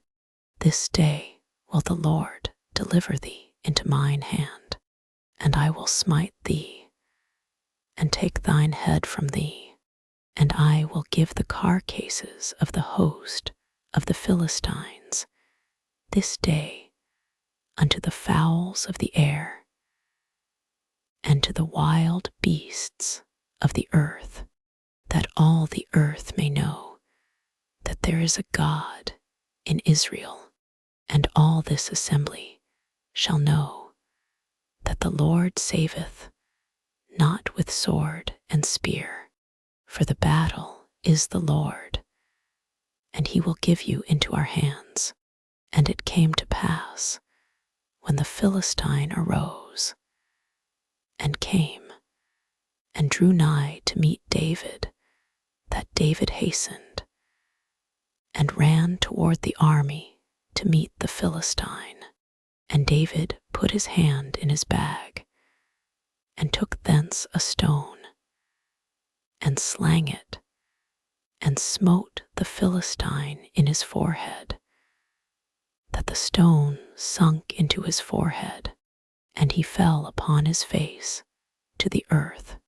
So David prevailed over the Philistine with a sling, and with a stone, and smote the Philistine, and slew him. But there was no sword in the hand of David. Therefore David ran, and stood upon the Philistine, and took his sword, and drew it out of the sheath thereof, and slew him, and cut off his head therewith. And when the Philistines saw their champion was dead, they fled. And the men of Israel and of Judah arose, and shouted, and pursued the Philistines, until thou come to the valley, and to the gates of Ekron. And the children of Israel returned from chasing after the Philistines, and they spoiled their tents. And David took the head of the Philistine, and brought it to Jerusalem. But he put his armor in his tent. And when Saul saw David go forth against the Philistine, he said unto Abner, the captain of the host, Abner, whose son is this youth? And Abner said, As thy soul liveth, O king, I cannot tell. And the king said, Enquire thou whose son the stripling is. And as David returned from the slaughter of the Philistine, Abner took him, and brought him before Saul with the head of the Philistine in his hand. And Saul said to him, Whose son art thou, thou young man? And David answered, I am the son of thy servant Jesse, the Bethlehemite. And it came to pass, when he had made an end of speaking unto Saul, that the soul of Jonathan was knit with the soul of David, and Jonathan loved him as his own soul. And Saul took him that day, and would let him go no more home to his father's house. Then Jonathan and David made a covenant, because he loved him as his own soul. And Jonathan stripped himself of the robe that was upon him, and gave it to David, and his garments, even to his sword, and to his bow, and to his girdle. And David went out whithersoever Saul sent him, and behaved himself wisely. And Saul set him over the men of war, and he was accepted in the sight of all the people, and also in the sight of Saul's servants. And it came to pass as they came, when David was returned from the slaughter of the Philistine, that the women came out of all cities of Israel, singing and dancing, to meet King Saul with tabrets, with joy, and with instruments of music. And the women answered one another as they played, and said, Saul hath slain his thousands, and David his 10,000s. And Saul was very wroth, and the saying displeased him. And he said, They have ascribed unto David 10,000s, and to me they have ascribed but thousands. And what can he have more but the kingdom?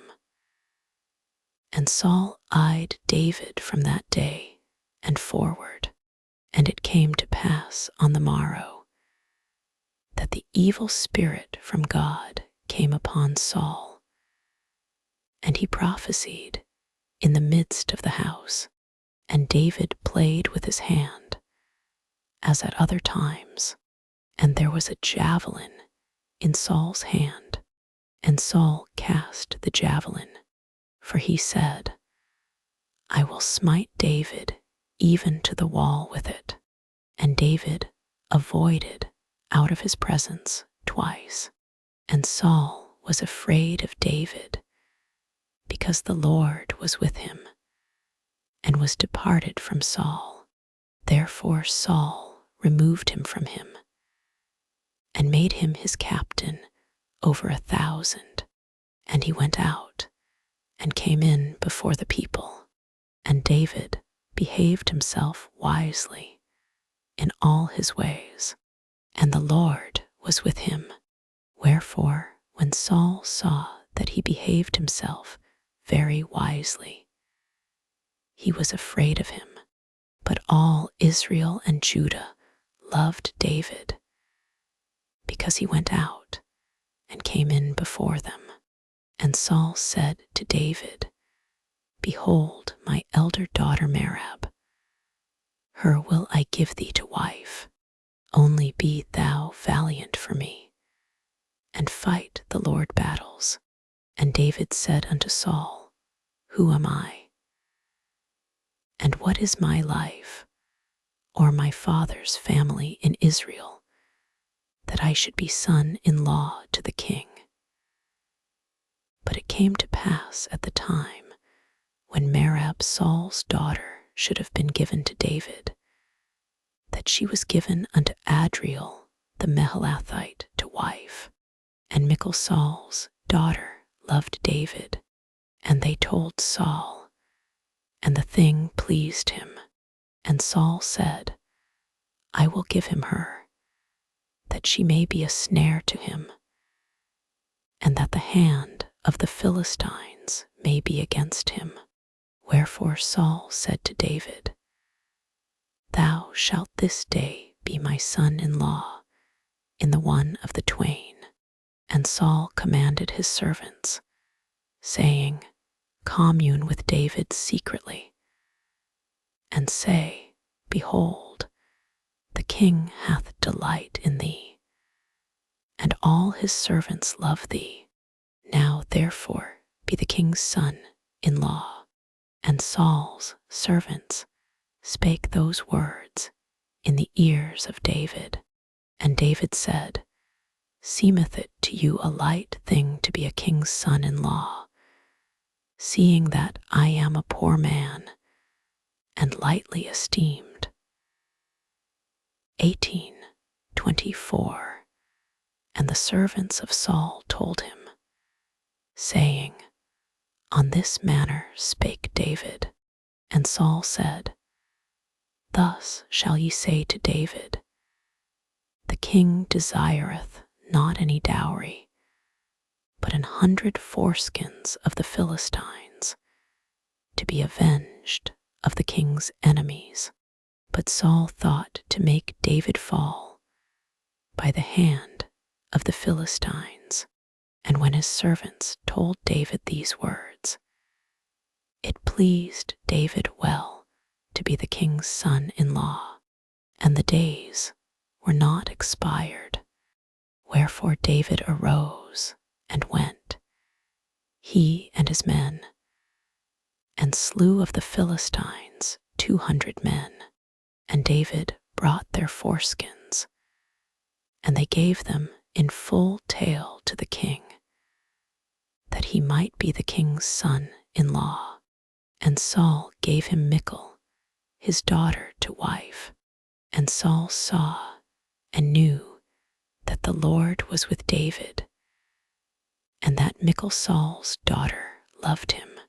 And Saul was yet the more afraid of David, and Saul became David's enemy continually. Then the princes of the Philistines went forth, and it came to pass, after they went forth, that David behaved himself more wisely than all the servants of Saul, so that his name was much set by. And Saul spake to Jonathan his son, and to all his servants, that they should kill David. But Jonathan, Saul's son, delighted much in David. And Jonathan told David, saying, Saul my father seeketh to kill thee. Now therefore, I pray thee, Take heed to thyself until the morning, and abide in a secret place, and hide thyself. 19:3 And I will go out and stand beside my father in the field where thou art, and I will commune with my father of thee, and what I see, that I will tell thee. And Jonathan spake good of David unto Saul his father, and said unto him, Let not the king sin against his servant, against David, because he hath not sinned against thee, and because his works have been to thee ward very good.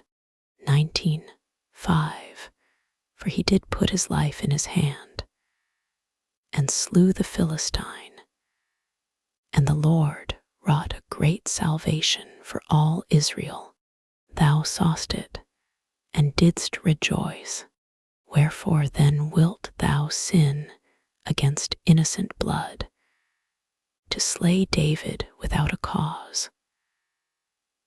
19:6 And Saul hearkened unto the voice of Jonathan, and Saul sware, As the Lord liveth, he shall not be slain. And Jonathan called David, and Jonathan showed him all those things. And there was war again, and David went out and fought with the Philistines, and slew them with a great slaughter, and they fled from him.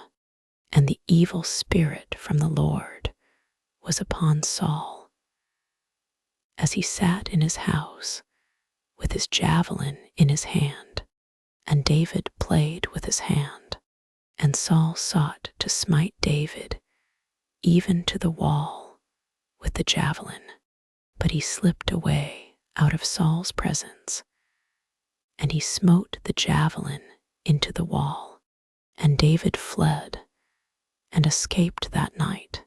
Saul also sent messengers unto David's house to watch him and to slay him in the morning. And Michal David's wife told him, saying, If thou save not thy life tonight, tomorrow thou shalt be slain. So Michal let David down through a window, and he went and fled and escaped. And Michal took an image and laid it in the bed, and put a pillow of goat's hair for his bolster, and covered it with a cloth. And when Saul sent messengers to take David, she said, He is sick. And Saul sent the messengers again to see David, saying, Bring him up to me in the bed, that I may slay him. And when the messengers were come in, behold, there was an image in the bed, with a pillow of goat's hair for his bolster. And Saul said unto Michal, Why hast thou deceived me so, and sent away mine enemy, that he is escaped? And Michal answered Saul, He said unto me, Let me go. Why should I kill thee? 19:18 So David fled and escaped, and came to Samuel to Ramah, and told him all that Saul had done to him. And he and Samuel went and dwelt in Naioth. And it was told Saul, saying, Behold, David is at Naioth in Ramah. And Saul sent messengers to take David. And when they saw the company of the prophets prophesying, and Samuel standing as appointed over them, the Spirit of God was upon the messengers of Saul, and they also prophesied. And when it was told Saul, he sent other messengers, and they prophesied likewise. And Saul sent messengers again the third time, And they prophesied also. Then went he also to Ramah, and came to a great well that is in Sechu. And he asked and said, Where are Samuel and David? And one said, Behold, they be at Naioth in Ramah. And he went thither to Naioth in Ramah. And the Spirit of God was upon him also. And he went on and prophesied until he came to Naioth in Ramah. And he stripped off his clothes also, and prophesied before Samuel in like manner, and lay down naked all that day and all that night. Wherefore they say, Is Saul also among the prophets? 21 And David fled from Naioth in Ramah, and came and said before Jonathan, What have I done? What is mine iniquity?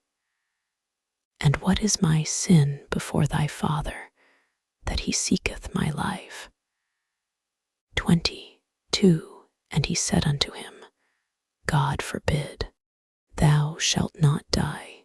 Behold, my father will do nothing either great or small, but that he will show it me. And why should my father hide this thing from me? It is not so. And David sware moreover, and said, Thy father certainly knoweth that I have found grace in thine eyes. And he saith, Let not Jonathan know this, lest he be grieved. But truly as the Lord liveth, and as thy soul liveth, there is but a step between me and death. Then said Jonathan unto David, Whatsoever thy soul desireth, I will even do it for thee. And David said unto Jonathan, Behold, tomorrow is the new moon, and I should not fail to sit with the king at meat.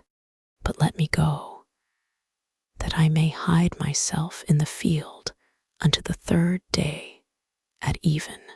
If thy father at all miss me, then say, David earnestly asked leave of me, that he might run to Bethlehem his city, for there is a yearly sacrifice there for all the family. If he say thus, It is well, thy servant shall have peace. But if he be very wroth, then be sure that evil is determined by him. Therefore thou shalt deal kindly with thy servant, for thou hast brought thy servant into a covenant of the Lord with thee. Notwithstanding, if there be in me iniquity, slay me thyself, for why shouldest thou bring me to thy father? 29 And Jonathan said, Far be it from thee, for if I knew certainly that evil were determined by my father to come upon thee, then would not I tell it thee. 10 Then said David to Jonathan, Who shall tell me? Or what if thy father answer thee roughly? 11 And Jonathan said unto David, Come, and let us go out into the field. And they went out both of them into the field. And Jonathan said unto David, O Lord God of Israel, when I have sounded my father about tomorrow any time, or the third day, and behold, if there be good toward David, and I then send not unto thee, and show it thee. 13 The Lord do so, and much more to Jonathan. But if it please my father to do thee evil, then I will show it thee, and send thee away, that thou mayest go in peace. and the Lord be with thee, as he hath been with my father, and thou shalt not only, while yet I live, show me the kindness of the Lord, that I die not. 20:15. But also thou shalt not cut off thy kindness from my house forever. No, not when the Lord hath cut off the enemies of David, every one from the face of the earth. So Jonathan made a covenant with the house of David, saying, Let the Lord even require it at the hand of David's enemies. And Jonathan caused David to swear again, because he loved him, for he loved him as he loved his own soul. Then Jonathan said to David, Tomorrow is the new moon, and thou shalt be missed, because thy seat will be empty. And when thou hast stayed 3 days, then thou shalt go down quickly, and come to the place where thou didst hide thyself when the business was in hand, and shalt remain by the stone Ezel, and I will shoot 3 arrows on the side thereof, as though I shot at a mark. And behold, I will send a lad, saying, Go, find out the arrows. If I expressly say unto the lad, Behold, the arrows are on this side of thee, take them. Then come thou, for there is peace to thee, and no hurt, as the Lord liveth. But if I say thus unto the young man, Behold, the arrows are beyond thee, go thy way, for the Lord hath sent thee away. And as touching the matter which thou and I have spoken of, behold, the Lord be between thee and me forever.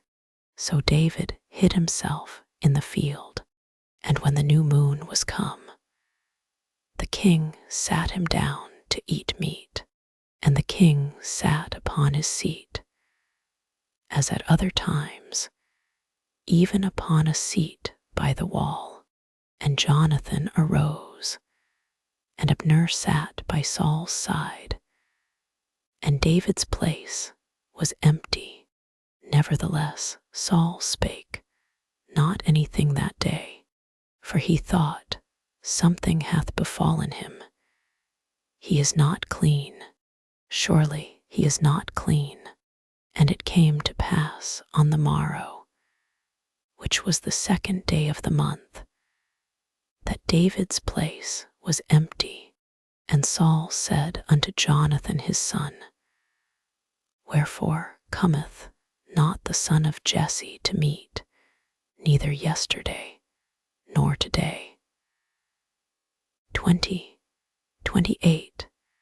And Jonathan answered Saul, David earnestly asked leave of me to go to Bethlehem. 20:29. And he said, Let me go, I pray thee, for our family hath a sacrifice in the city, and my brother, he hath commanded me to be there. And now, if I have found favor in thine eyes, let me get away, I pray thee, and see my brethren. Therefore he cometh not unto the king's table. Then Saul's anger was kindled against Jonathan, and he said unto him, Thou son of the perverse rebellious woman, do not I know that thou hast chosen the son of Jesse to thine own confusion, and unto the confusion of thy mother's nakedness? 20:31. For as long as the son of Jesse lieth upon the ground, thou shalt not be established, nor thy kingdom. Wherefore now send and fetch him unto me, for he shall surely die, And Jonathan answered Saul his father, and said unto him, Wherefore shall he be slain? What hath he done? 20:33. And Saul cast a javelin at him to smite him, whereby Jonathan knew that it was determined of his father to slay David. So Jonathan arose from the table in fierce anger, and did eat no meat the 2nd day of the month, for he was grieved for David, because his father had done him shame. And it came to pass in the morning that Jonathan went out into the field at the time appointed with David, and a little lad with him. And he said unto his lad, Run, find out now the arrows which I shoot. And as the lad ran, he shot an arrow beyond him. And when the lad was come to the place of the arrow which Jonathan had shot, Jonathan cried after the lad, and said, Is not the arrow beyond thee? 20:38. And Jonathan cried after the lad, Make speed, haste, stay not. And Jonathan's lad gathered up the arrows, and came to his master. But the lad knew not anything, only Jonathan and David knew the matter. And Jonathan gave his artillery unto his lad, and said unto him, Go, carry them to the city. And as soon as the lad was gone, David arose out of a place toward the south, and fell on his face to the ground, and bowed himself 3 times. And they kissed one another, and wept one with another, until David exceeded. And Jonathan said to David, Go in peace, forasmuch as we have sworn both of us in the name of the Lord, saying, The Lord be between me and thee, and between my seed and thy seed forever. And he arose and departed, and Jonathan went into the city. Then came David to Nob, to Ahimelech the priest. And Ahimelech was afraid at the meeting of David, and said unto him, Why art thou alone, and no man with thee? 21:2. And David said unto Ahimelech the priest, The king hath commanded me a business, and hath said unto me, Let no man know anything of the business whereabout I send thee, and what I have commanded thee. And I have appointed my servants to such and such a place. Now therefore, what is under thine hand? Give me 5 loaves of bread in mine hand, or what there is present. And the priest answered David, and said, There is no common bread under mine hand, but there is hallowed bread, if the young men have kept themselves at least from women. And David answered the priest, and said unto him, Of a truth women have been kept from us about these 3 days, since I came out, and the vessels of the young men are holy, and the bread is in a manner common. Yea, though it were sanctified this day in the vessel, so the priest gave him hallowed bread, for there was no bread there, but the shewbread that was taken from before the Lord, to put hot bread in the day when it was taken away. Now a certain man of the servants of Saul was there that day, detained before the Lord, and his name was Dog, an Edomite, the chiefest of the herdmen that belonged to Saul.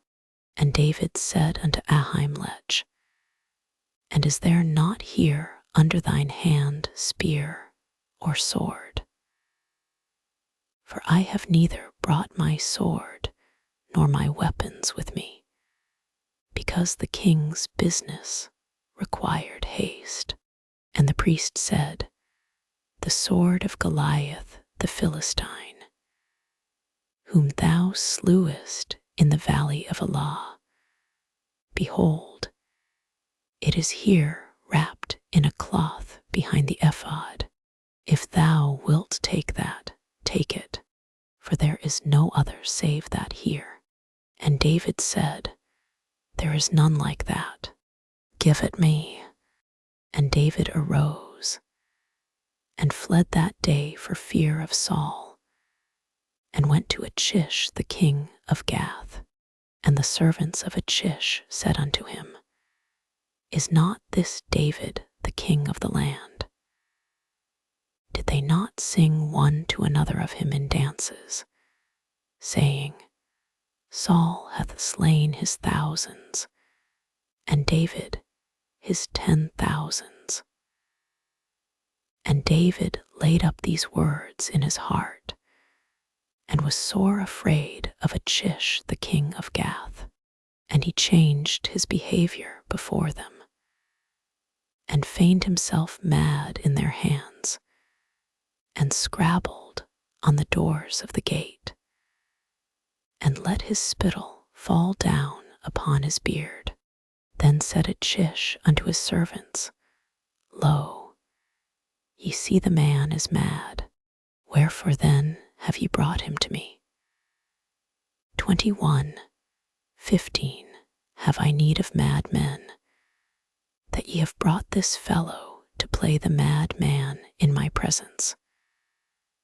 Shall this fellow come into my house?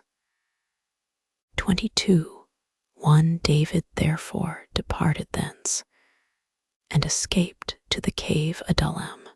And when his brethren and all his father's house heard it, they went down thither to him, and every one that was in distress, and every one that was in debt, and every one that was discontented, gathered themselves unto him, and he became a captain over them. And there were with him about 400 men. And David went thence to Mizpah of Moab, and he said unto the king of Moab, Let my father and my mother, I pray thee, come forth and be with you, till I know what God will do for me. And he brought them before the king of Moab, and they dwelt with him all the while that David was in the hold. And the prophet Gad said unto David, Abide not in the hold, depart, and get thee into the land of Judah. Then David departed, and came into the forest of Hareth, when Saul heard that David was discovered, and the men that were with him. Now Saul abode in Jibah under a tree in Ramah, having his spear in his hand, and all his servants were standing about him. 22:7 Then Saul said unto his servants that stood about him, Hear now, ye Benjamites, will the son of Jesse give every one of you fields and vineyards, and make you all captains of thousands, and captains of hundreds. 22:8 That all of you have conspired against me, and there is none that showeth me that my son hath made a league with the son of Jesse, and there is none of you that is sorry for me, or showeth unto me that my son hath stirred up my servant against me, to lie in wait, as at this day. 22:9 Then answered Dog the Edomite was set over the servants of Saul, and said, I saw the son of Jesse coming to Nob, to Ahimelech the son of Ahitub, and he inquired of the Lord for him, and gave him victuals, and gave him the sword of Goliath the Philistine. Then the king sent to call Ahimelech the priest, the son of Ahitub, and all his father's house, the priests that were in Nob, and they came all of them to the king. And Saul said, Hear now, thou son of Ahitub. And he answered, Here I am, my lord. And Saul said unto him, Why have ye conspired against me, thou and the son of Jesse, in that thou hast given him bread and a sword, and hast inquired of God for him, that he should rise against me, to lie in wait, as at this day? 22:14 Then Ahimelech answered the king, and said, And who is so faithful among all thy servants as David, which is the king's son-in-law, and goeth at thy bidding, and is honorable in thine house? 22:15 Did I then begin to inquire of God for him? Be it far from me, let not the king impute anything unto his servant, nor to all the house of my father, for thy servant knew nothing of all this, less or more. And the king said, Thou shalt surely die, Ahimelech, thou, and all thy father's house. And the king said unto the footmen that stood about him, Turn, and slay the priests of the Lord, because their hand also is with David, and because they knew when he fled, and did not show it to me. But the servants of the king would not put forth their hand to fall upon the priests of the Lord. And the king said to Dog, Turn thou, and fall upon the priests. And Dog the Edomite turned, and he fell upon the priests, and slew on that day 80, and 5 persons that did wear a linen ephod. And Nob, the city of the priests, smote he with the edge of the sword, both men and women, children and sucklings, and oxen and asses, and sheep, with the edge of the sword. And one of the sons of Ahimelech, the son of Ahitub, named Abiathar, escaped and fled after David. And Abiathar showed David that Saul had slain the Lord priests. And David said unto Abiathar, I knew it that day, when Dog the Edomite was there, that he would surely tell Saul, I have occasioned the death of all the persons of thy father's house. Abide thou with me, fear not, for he that seeketh my life seeketh thy life, but with me thou shalt be in safeguard. Then they told David, saying, Behold, the Philistines fight against Keilah, and they rob the threshing floors. Therefore David inquired of the Lord, saying, Shall I go and smite these Philistines? And the Lord said unto David, Go and smite the Philistines, and save Keilah. And David's men said unto him, Behold, we be afraid here in Judah. How much more then, if we come to Keilah against the armies of the Philistines? 23. For then David inquired of the Lord yet again, And the Lord answered him and said, Arise, go down to Keilah, for I will deliver the Philistines into thine hand. So David and his men went to Keilah and fought with the Philistines and brought away their cattle and smote them with a great slaughter. So David saved the inhabitants of Keilah. And it came to pass, when Abiathar the son of Ahimelech fled to David to Keilah, that he came down with an ephod in his hand. And it was told Saul that David was come to Keilah. And Saul said, God hath delivered him into mine hand, for he is shut in by entering into a town that hath gates and bars. And Saul called all the people together to war, to go down to Keilah, to besiege David and his men. And David knew that Saul secretly practiced mischief against him. And he said to Abiathar the priest, Bring hither the ephod.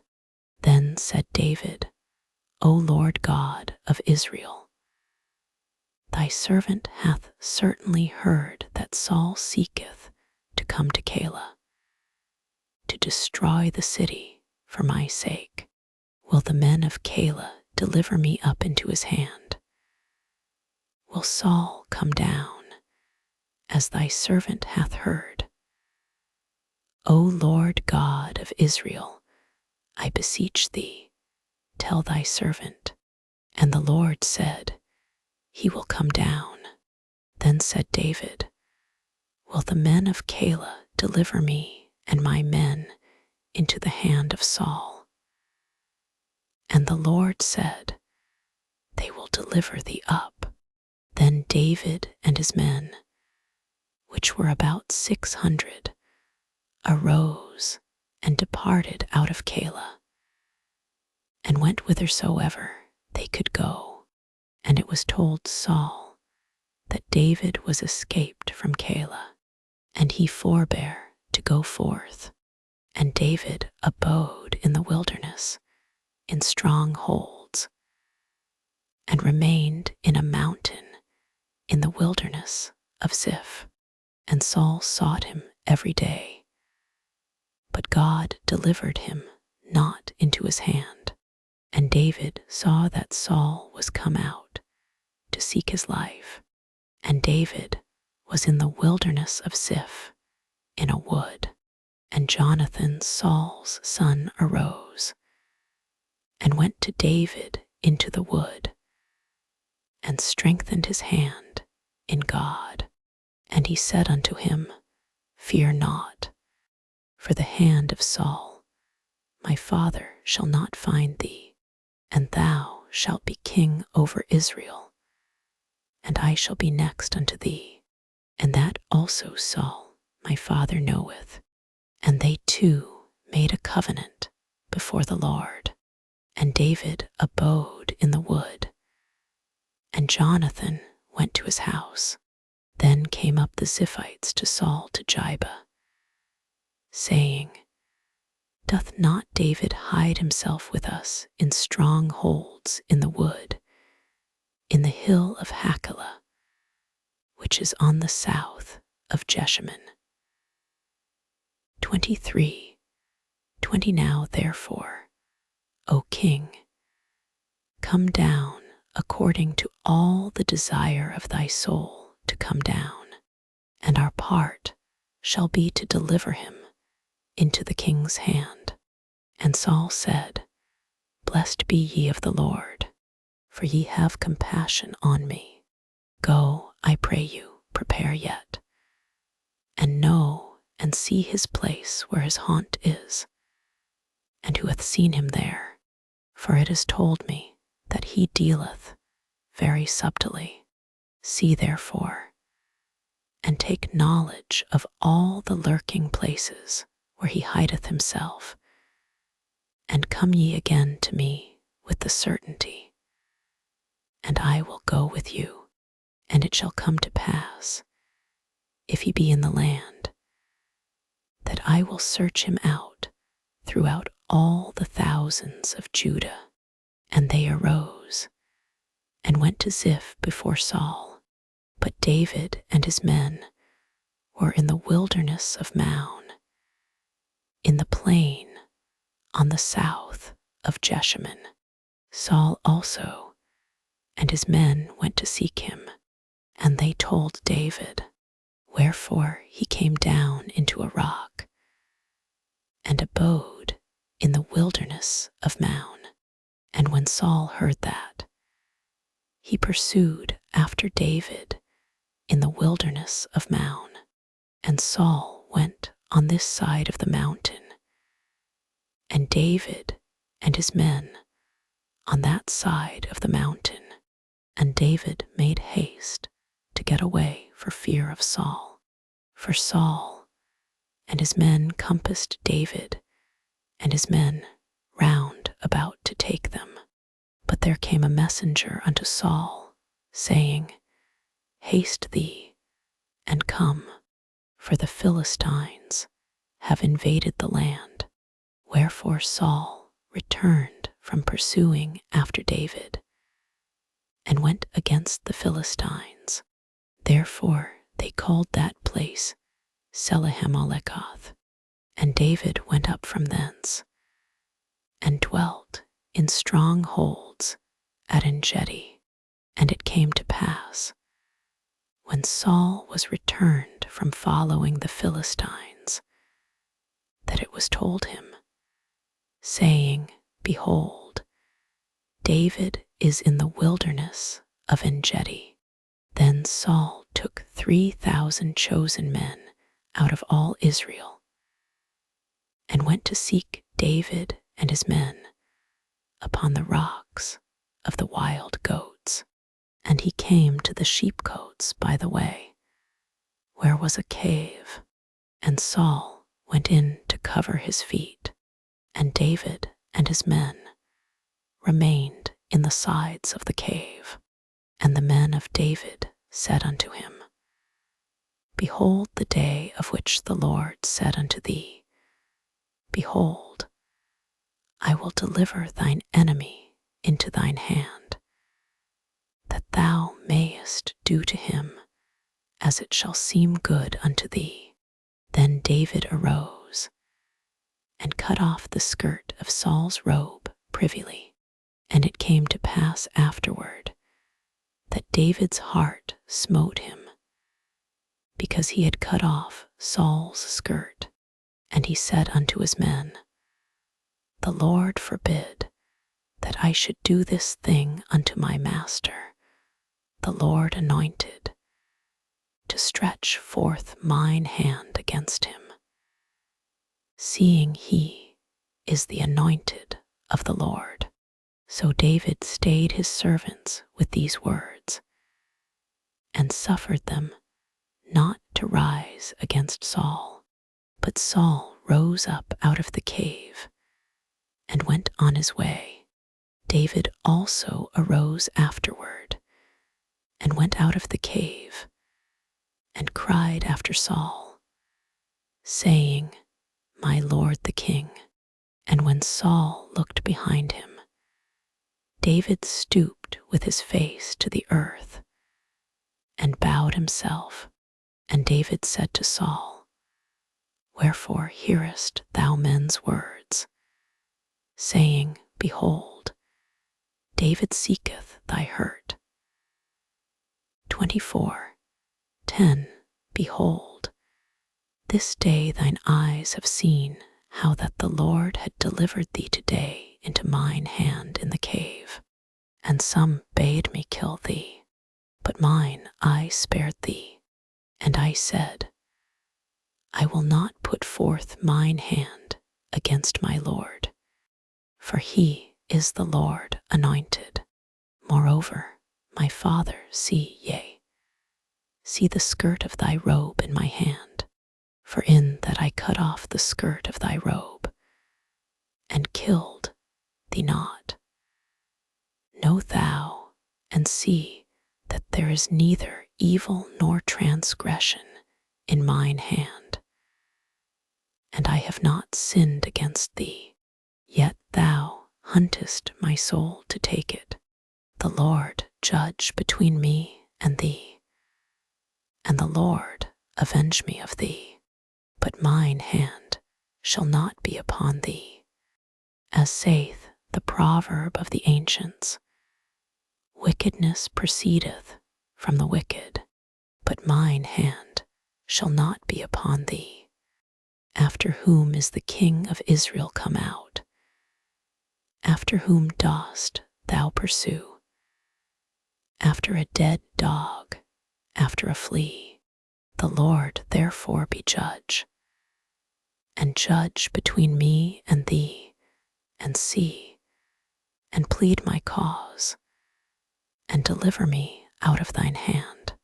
And it came to pass, when David had made an end of speaking these words unto Saul, that Saul said, Is this thy voice, my son David? And Saul lifted up his voice and wept, and he said to David, Thou art more righteous than I, for thou hast rewarded me good, whereas I have rewarded thee evil.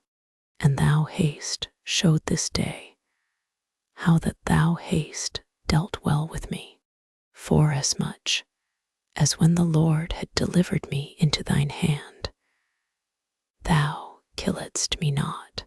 For if a man find his enemy, will he let him go well away? Wherefore the Lord reward thee good, for that thou hast done unto me this day. And now, behold, I know well that thou shalt surely be king, and that the kingdom of Israel shall be established in thine hand. Swear now therefore unto me by the Lord, that thou wilt not cut off my seed after me, and that thou wilt not destroy my name out of my father's house. And David sware unto Saul, and Saul went home. But David and his men gat them up unto the hold, and Samuel died, and all the Israelites were gathered together, and lamented him, and buried him in his house at Ramah. And David arose, and went down to the wilderness of Paran. And there was a man in Maon, whose possessions were in Carmel, and the man was very great. And he had 3,000 sheep, and 1,000 goats, and he was shearing his sheep in Carmel. Now the name of the man was Nabal, and the name of his wife Abigail, and she was a woman of good understanding, and of a beautiful countenance. But the man was churlish and evil in his doings, and he was of the house of Caleb. And David heard in the wilderness that Nabal did shear his sheep. And David sent out 10 young men. And David said unto the young men, Get you up to Carmel, and go to Nabal, and greet him in my name. And thus shall ye say to him that lieth in prosperity, Peace be both to thee, and peace be to thine house, and peace be unto all that thou hast. And now I have heard that thou hast shearers. Now thy shepherds which were with us, we hurt them not, neither was there aught missing unto them. All the while they were in Carmel, ask thy young men, and they will show thee. Wherefore let the young men find favor in thine eyes, for we come in a good day. Give, I pray thee, whatsoever cometh to thine hand unto thy servants, and to thy son David, And when David's young men came, they spake to Nabal according to all those words in the name of David, and ceased. And Nabal answered David's servants, and said, Who is David? And who is the son of Jesse? There be many servants nowadays that break away every man from his master. Shall I then take my bread, and my water, and my flesh that I have killed for my shearers, and give it unto men, whom I know not whence they be? 25:12. So David's young men turned their way, and went again, and came and told him all those sayings. And David said unto his men, Gird ye on every man his sword. And they girded on every man his sword. And David also girded on his sword. And there went up after David about 400 men, and 200 abode by the stuff. But one of the young men told Abigail, Nabal's wife, saying, Behold, David sent messengers out of the wilderness to salute our master, and he railed on them. But the men were very good unto us, and we were not hurt, neither missed we anything, as long as we were conversant with them when we were in the fields. 25:16. They were a wall unto us both by night and day, all the while we were with them, keeping the sheep. Now therefore know, and consider what thou wilt do, for evil is determined against our master, and against all his household, for he is such a son of Belial, that a man cannot speak to him. Then Abigail made haste, and took 200 loaves, and 2 bottles of wine, and 5 sheep ready dressed, and 5 measures of parched corn, and 100 clusters of raisins, and 200 cakes of figs, and laid them on asses. And she said unto her servants, Go on before me. Behold, I come after you. But she told not her husband Nabal. And it was so, as she rode on the ass, that she came down by the covert on the hill. And behold, David and his men came down against her, and she met them. Now David had said, Surely in vain have I kept all that this fellow hath in the wilderness, so that nothing was missed of all that pertained unto him, and he hath requited me evil for good.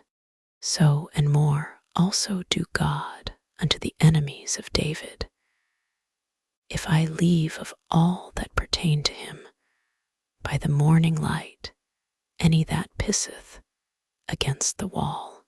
And when Abigail saw David, she hasted, and lighted off the ass, and fell before David on her face, and bowed herself to the ground, and fell at his feet, and said, Upon me, my lord, upon me let this iniquity be, and let thine handmaid, I pray thee, speak in thine audience, and hear the words of thine handmaid. Let not my lord, I pray thee, regard this man of Belial, even Nabal, for as his name is, so is he.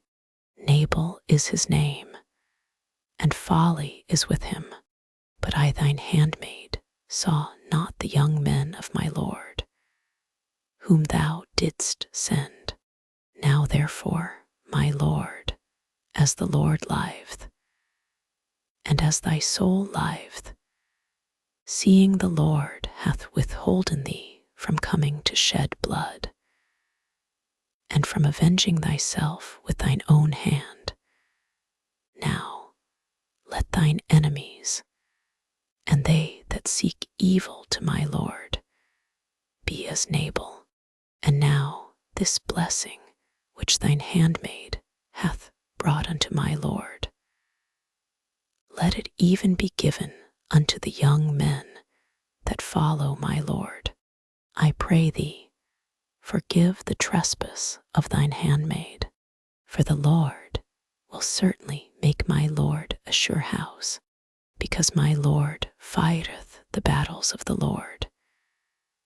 And evil hath not been found in thee all thy days, yet a man is risen to pursue thee, and to seek thy soul. But the soul of my Lord shall be bound in the bundle of life with the Lord thy God, and the souls of thine enemies, them shall he sling out, as out of the middle of a sling. And it shall come to pass, when the Lord shall have done to my Lord, according to all the good that he hath spoken concerning thee, and shall have appointed thee ruler over Israel. 25:31, that this shall be no grief unto thee, nor offense of heart unto my Lord, either that thou haste shed blood causeless, or that my Lord hath avenged himself. But when the Lord shall have dealt well with my Lord, then remember thine handmaid. And David said to Abigail, Blessed be the Lord God of Israel, which sent thee this day to meet me. 25:33, and blessed be thy advice, and blessed be thou, which haste kept me this day from coming to shed blood, and from avenging myself with mine own hand. For in very deed, as the Lord God of Israel liveth, which hath kept me back from hurting thee, except thou hadst hasted and come to meet me, surely there had not been left unto Nabal by the morning light any that pisseth against the wall. So David received of her hand that which she had brought him, and said unto her, Go up in peace to thine house. See, I have hearkened to thy voice, and have accepted thy person. And Abigail came to Nabal, and behold, he held a feast in his house, like the feast of a king. And Nabal's heart was merry within him, for he was very drunken. Wherefore she told him nothing, less or more, until the morning light. But it came to pass in the morning, when the wine was gone out of Nabal, and his wife had told him these things, that his heart died within him, and he became as a stone. And it came to pass about 10 days after, that the Lord smote Nabal, that he died. And when David heard that Nabal was dead, he said, Blessed be the Lord, that hath pleaded the cause of my reproach from the hand of Nabal, and hath kept his servant from evil. For the Lord hath returned the wickedness of Nabal upon his own head. And David sent and communed with Abigail to take her to him to wife. And when the servants of David were come to Abigail to Carmel, they spake unto her, saying, David sent us unto thee, to take thee to him to wife. And she arose and bowed herself on her face to the earth, and said, Behold, let thine handmaid be a servant to wash the feet of the servants of my lord. And Abigail hasted, and arose and rode upon an ass, with 5 damsels of hers that went after her. And she went after the messengers of David, and became his wife. David also took Ahinoam of Jezreel, and they were also both of them his wives. But Saul had given Michal his daughter, David's wife, to Phalti the son of Laish, which was of Gallim. And the Ziphites came unto Saul to Jibah, saying, Doth not David hide himself in the hill of Keilah, which is before Jeshimon? 26. 2 Then Saul arose, and went down to the wilderness of Ziph, having 3,000 chosen men of Israel with him, to seek David in the wilderness of Ziph. And Saul pitched in the hill of Keilah, which is before Jeshimon, by the way. But David abode in the wilderness.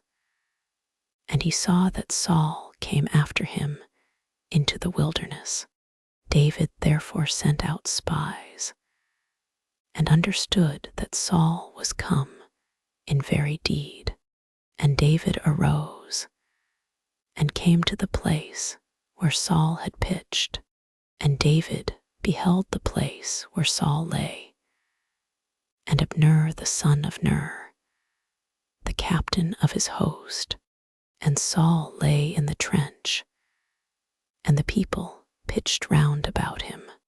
Then answered David, and said to Ahimelech the Hittite, and to Abishai the son of Zeruiah, brother to Joab, saying, Who will go down with me to Saul to the camp?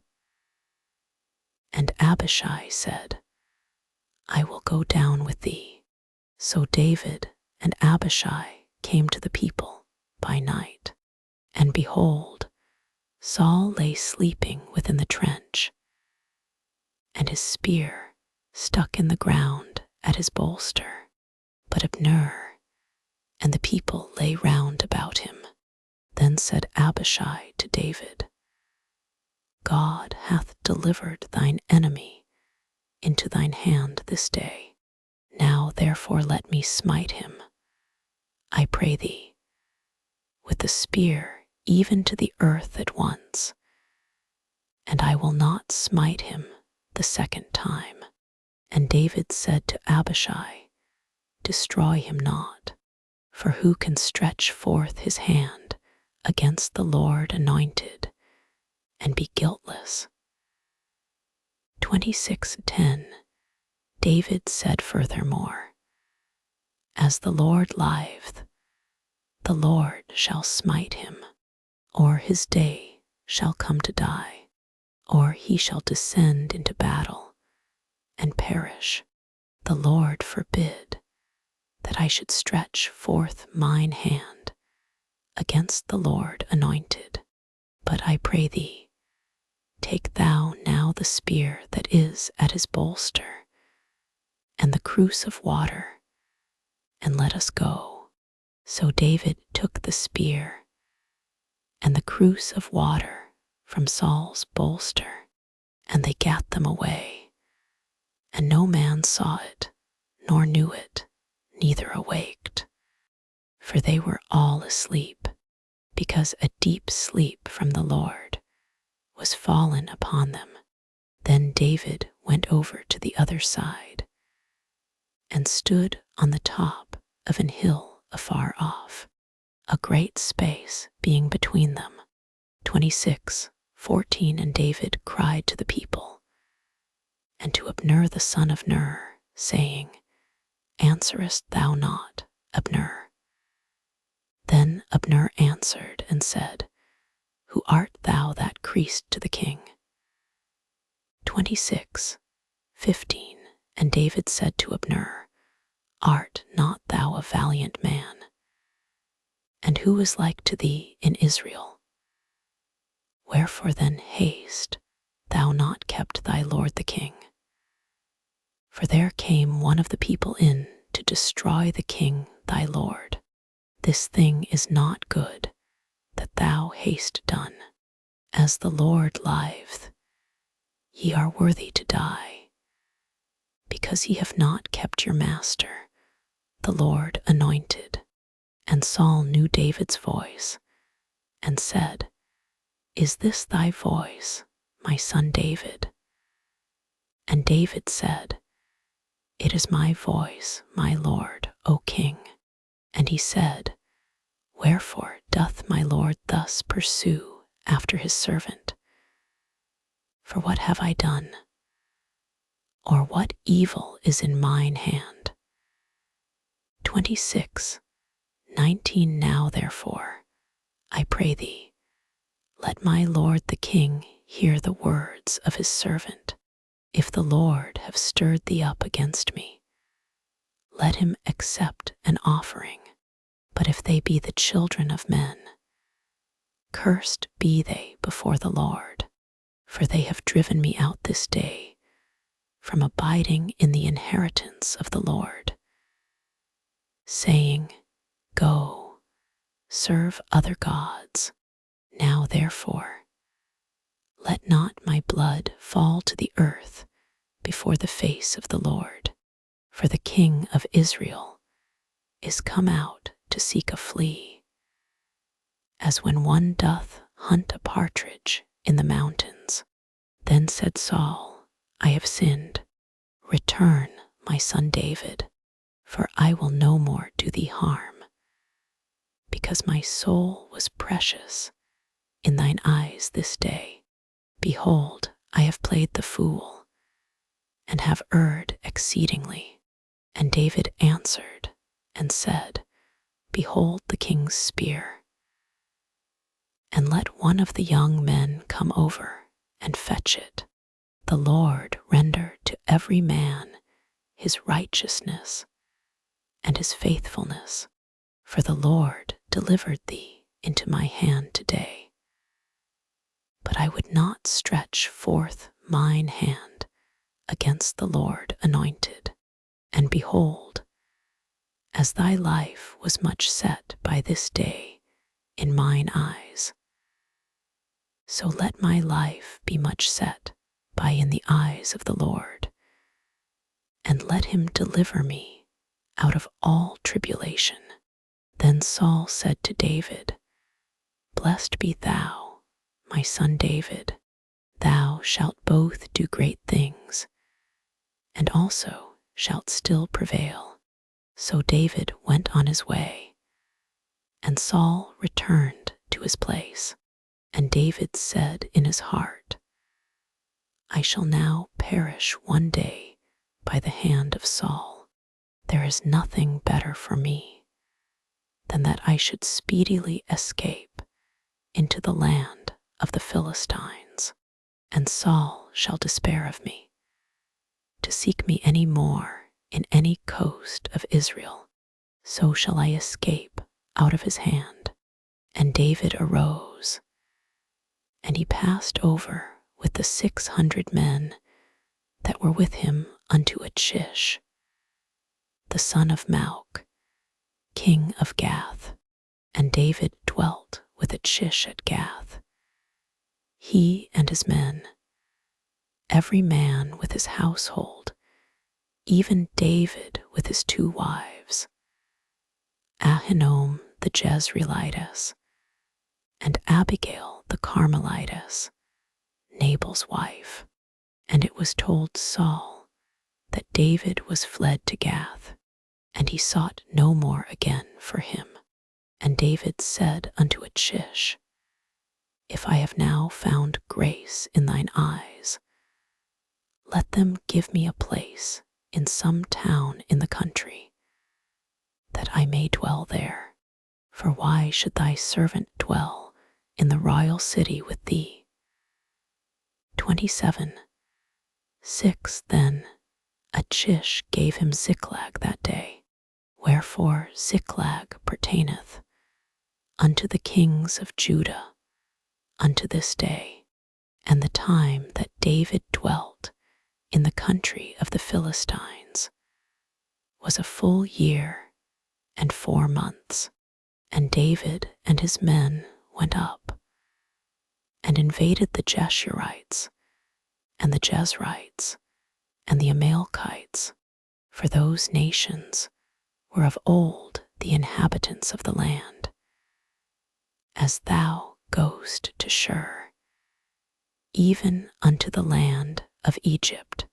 And David smote the land, and left neither man nor woman alive, and took away the sheep, and the oxen, and the asses, and the camels, and the apparel, and returned, and came to Achish. And Achish said, Whither have ye made a road today? And David said, Against the south of Judah, and against the south of the Jerahmeelites, and against the south of the Kenites. And David saved neither man nor woman alive, to bring tidings to Gath, saying, Lest they should tell on us, saying, So did David, and so will be his manner all the while he dwelleth in the country of the Philistines. And Achish believed David, saying, He hath made his people Israel utterly to abhor him. Therefore he shall be my servant forever. And it came to pass in those days that the Philistines gathered their armies together for warfare, to fight with Israel. And Achish said unto David, Know thou assuredly that thou shalt go out with me to battle, thou and thy men. And David said to Achish, Surely thou shalt know what thy servant can do. And Achish said to David, Therefore will I make thee keeper of mine head forever. Now Samuel was dead, and all Israel had lamented him, and buried him in Ramah, even in his own city.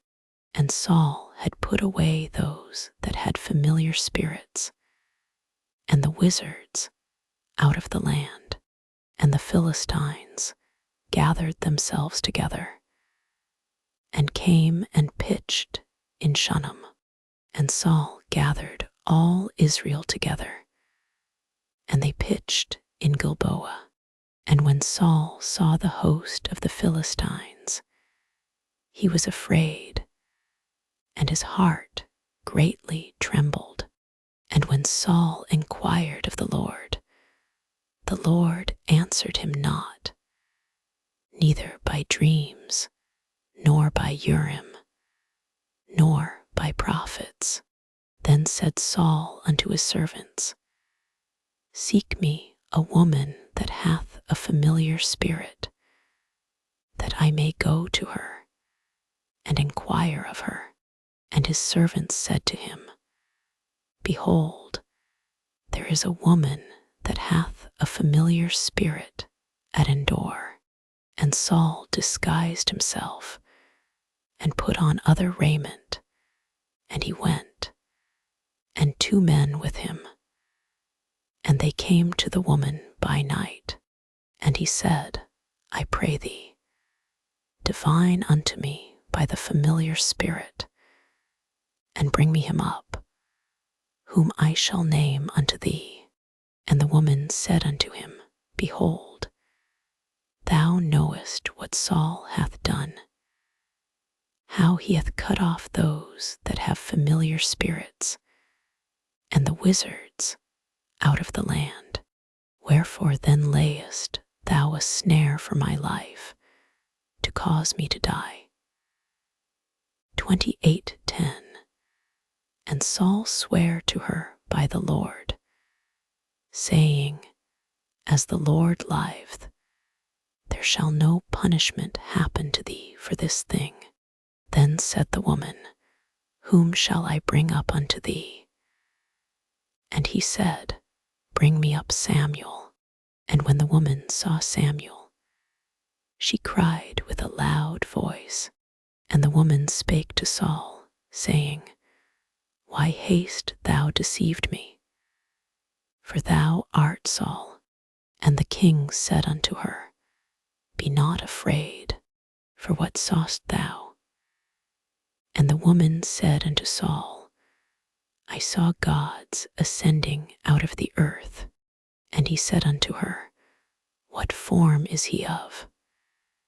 And she said, An old man cometh up, and he is covered with a mantle.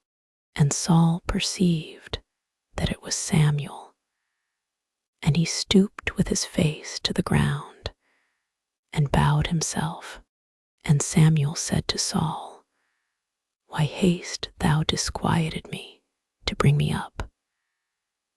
And Saul answered, I am sore distressed, for the Philistines make war against me, and God is departed from me, and answereth me no more, neither by prophets, nor by dreams.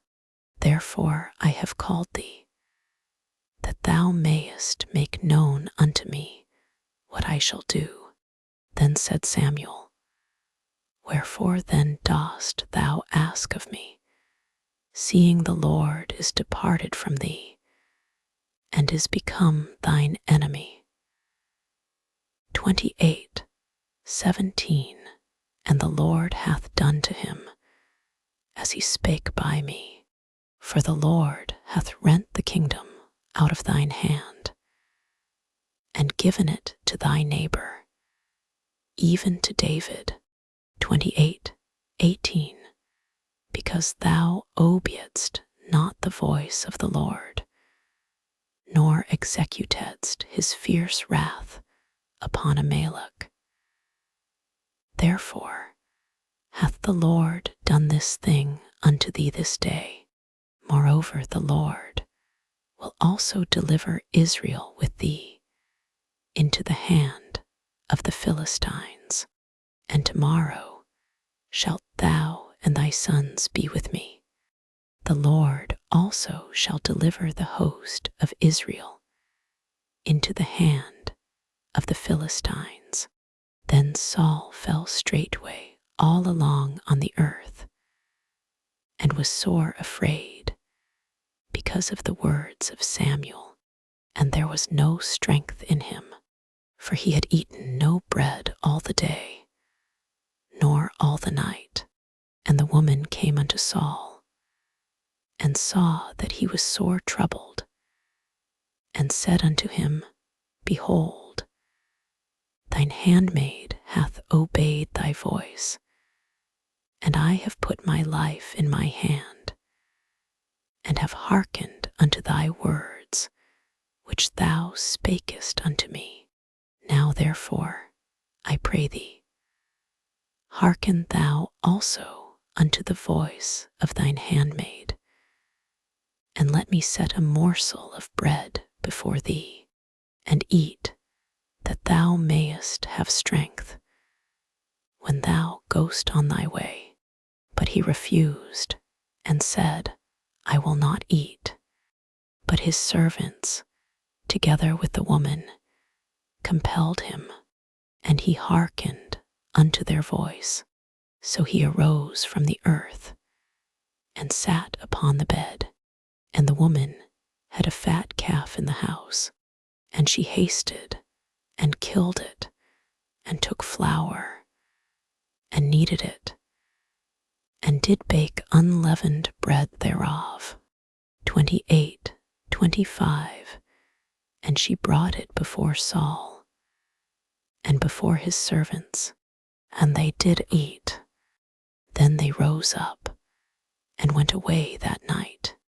Now the Philistines gathered together all their armies to Aphek, and the Israelites pitched by a fountain, which is in Jezreel, and the lords of the Philistines passed on by hundreds and by thousands, but David and his men passed on in the rearward with Achish.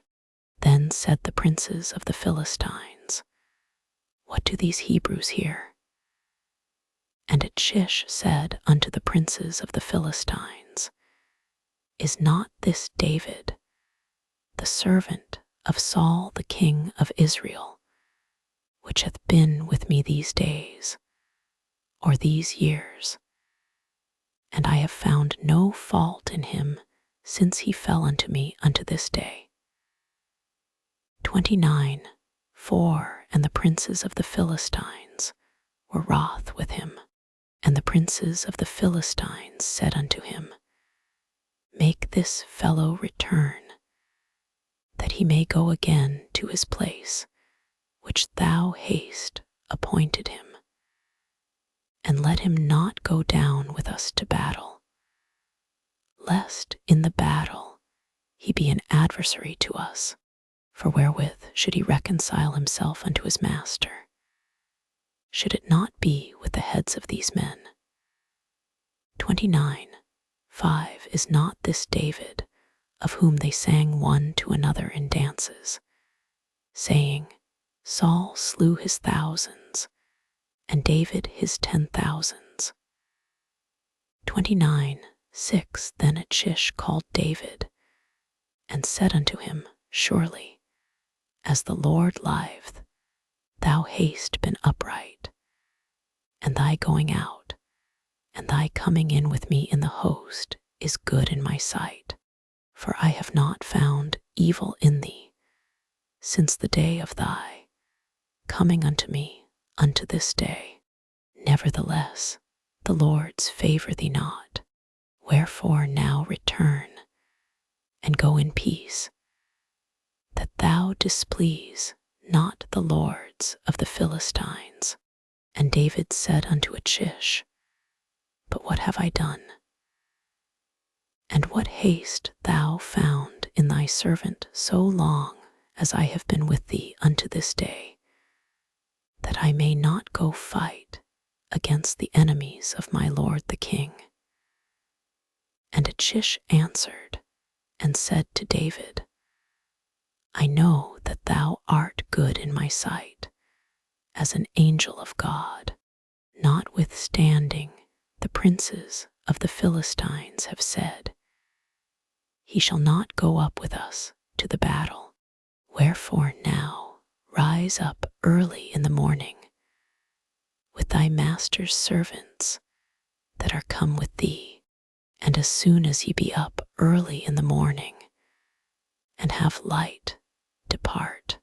So David and his men rose up early to depart in the morning, to return into the land of the Philistines. And the Philistines went up to Jezreel. And it came to pass, when David and his men were come to Ziklag on the 3rd day, that the Amalekites had invaded the south, and Ziklag, and smitten Ziklag, and burned it with fire, 32, and had taken the women captives that were therein. They slew not any, either great or small, but carried them away, and went on their way.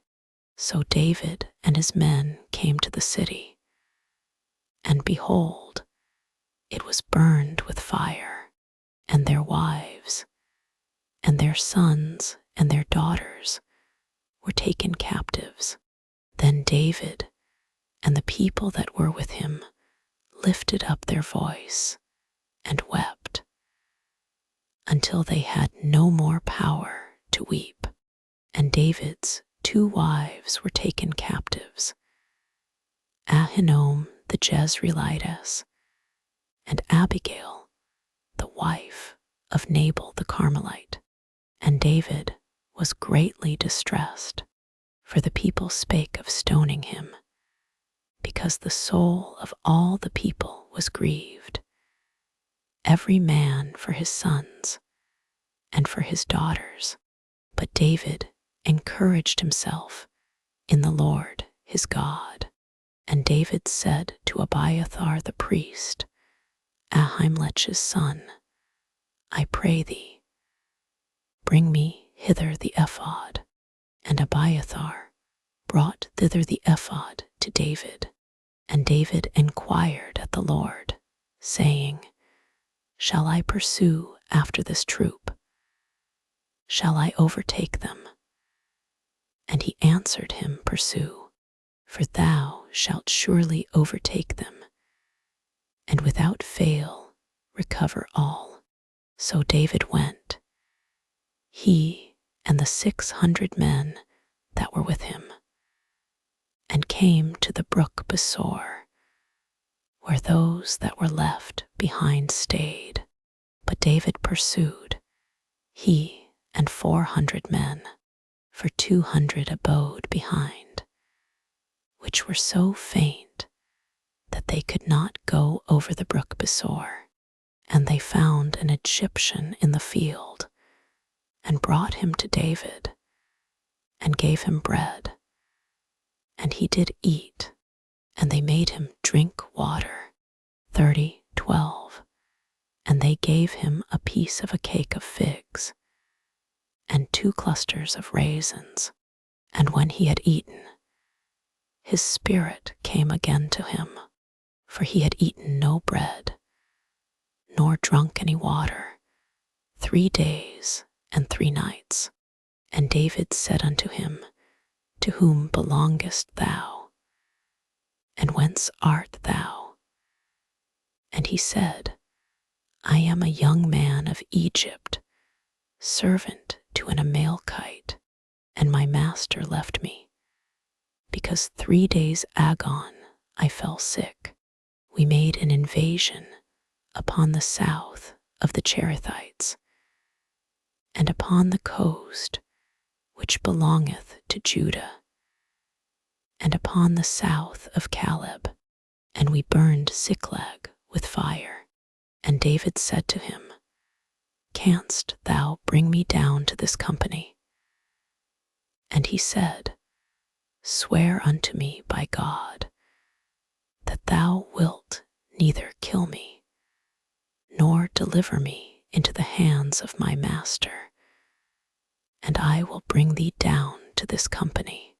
And when he had brought him down, behold, they were spread abroad upon all the earth, eating and drinking and dancing, because of all the great spoil that they had taken out of the land of the Philistines, and out of the land of Judah.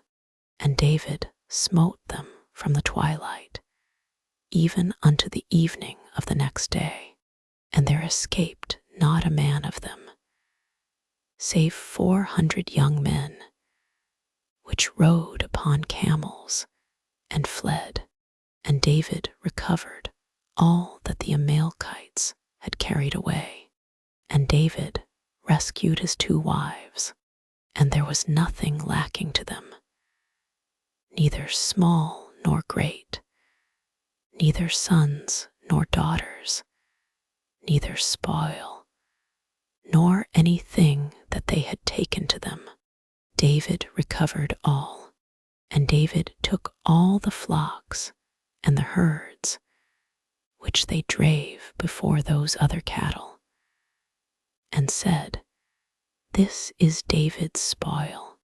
And David came to the 200 men, which were so faint that they could not follow David, whom they had made also to abide at the brook Besor. And they went forth to meet David, and to meet the people that were with him. And when David came near to the people, he saluted them. Then answered all the wicked men and men of Belial, of those that went with David, and said, Because they went not with us, we will not give them aught of the spoil that we have recovered, save to every man his wife and his children, that they may lead them away and depart. Then said David, Ye shall not do so, my brethren, with that which the Lord hath given us, who hath preserved us, and delivered the company that came against us into our hand. For who will hearken unto you in this matter?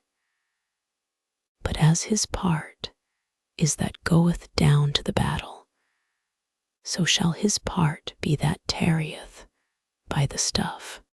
They shall part alike. And it was so from that day forward, that he made it a statute and an ordinance for Israel unto this day.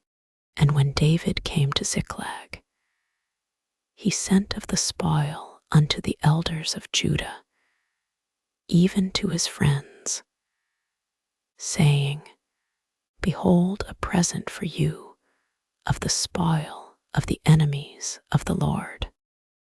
27 to them which were in Bethel, and to them which were in South Ramoth, and to them which were in Jadir.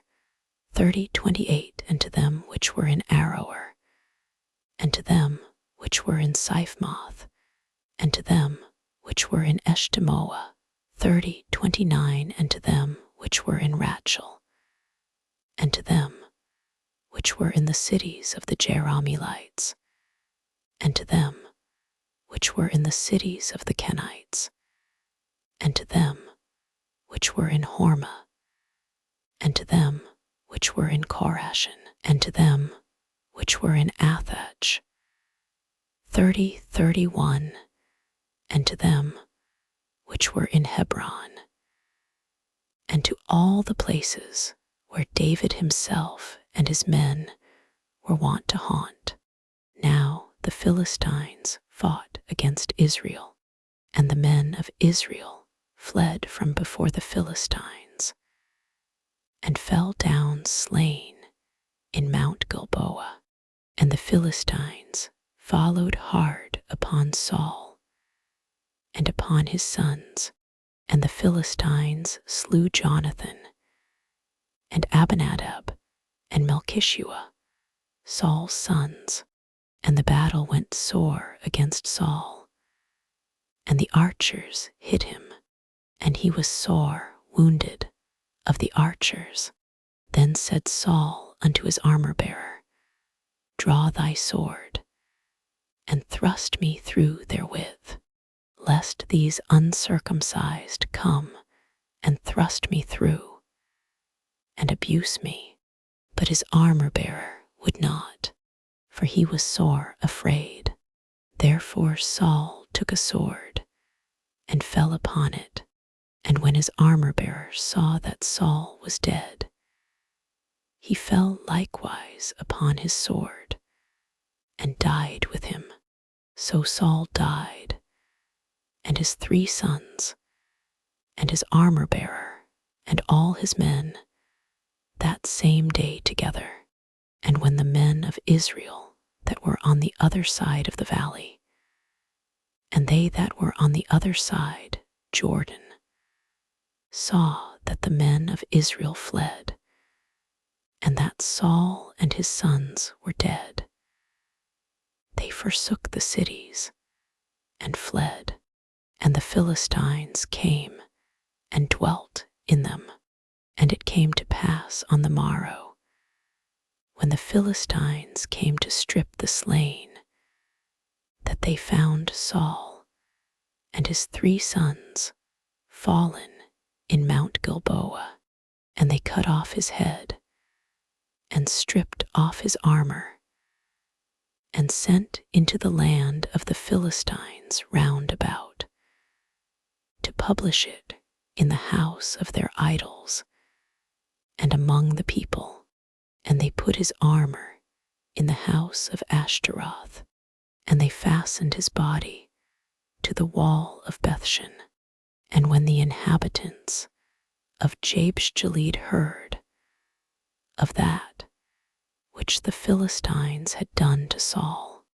31:12 All the valiant men arose and went all night and took the body of Saul and the bodies of his sons from the wall of Bethshan, and came to Jabesh and burnt them there.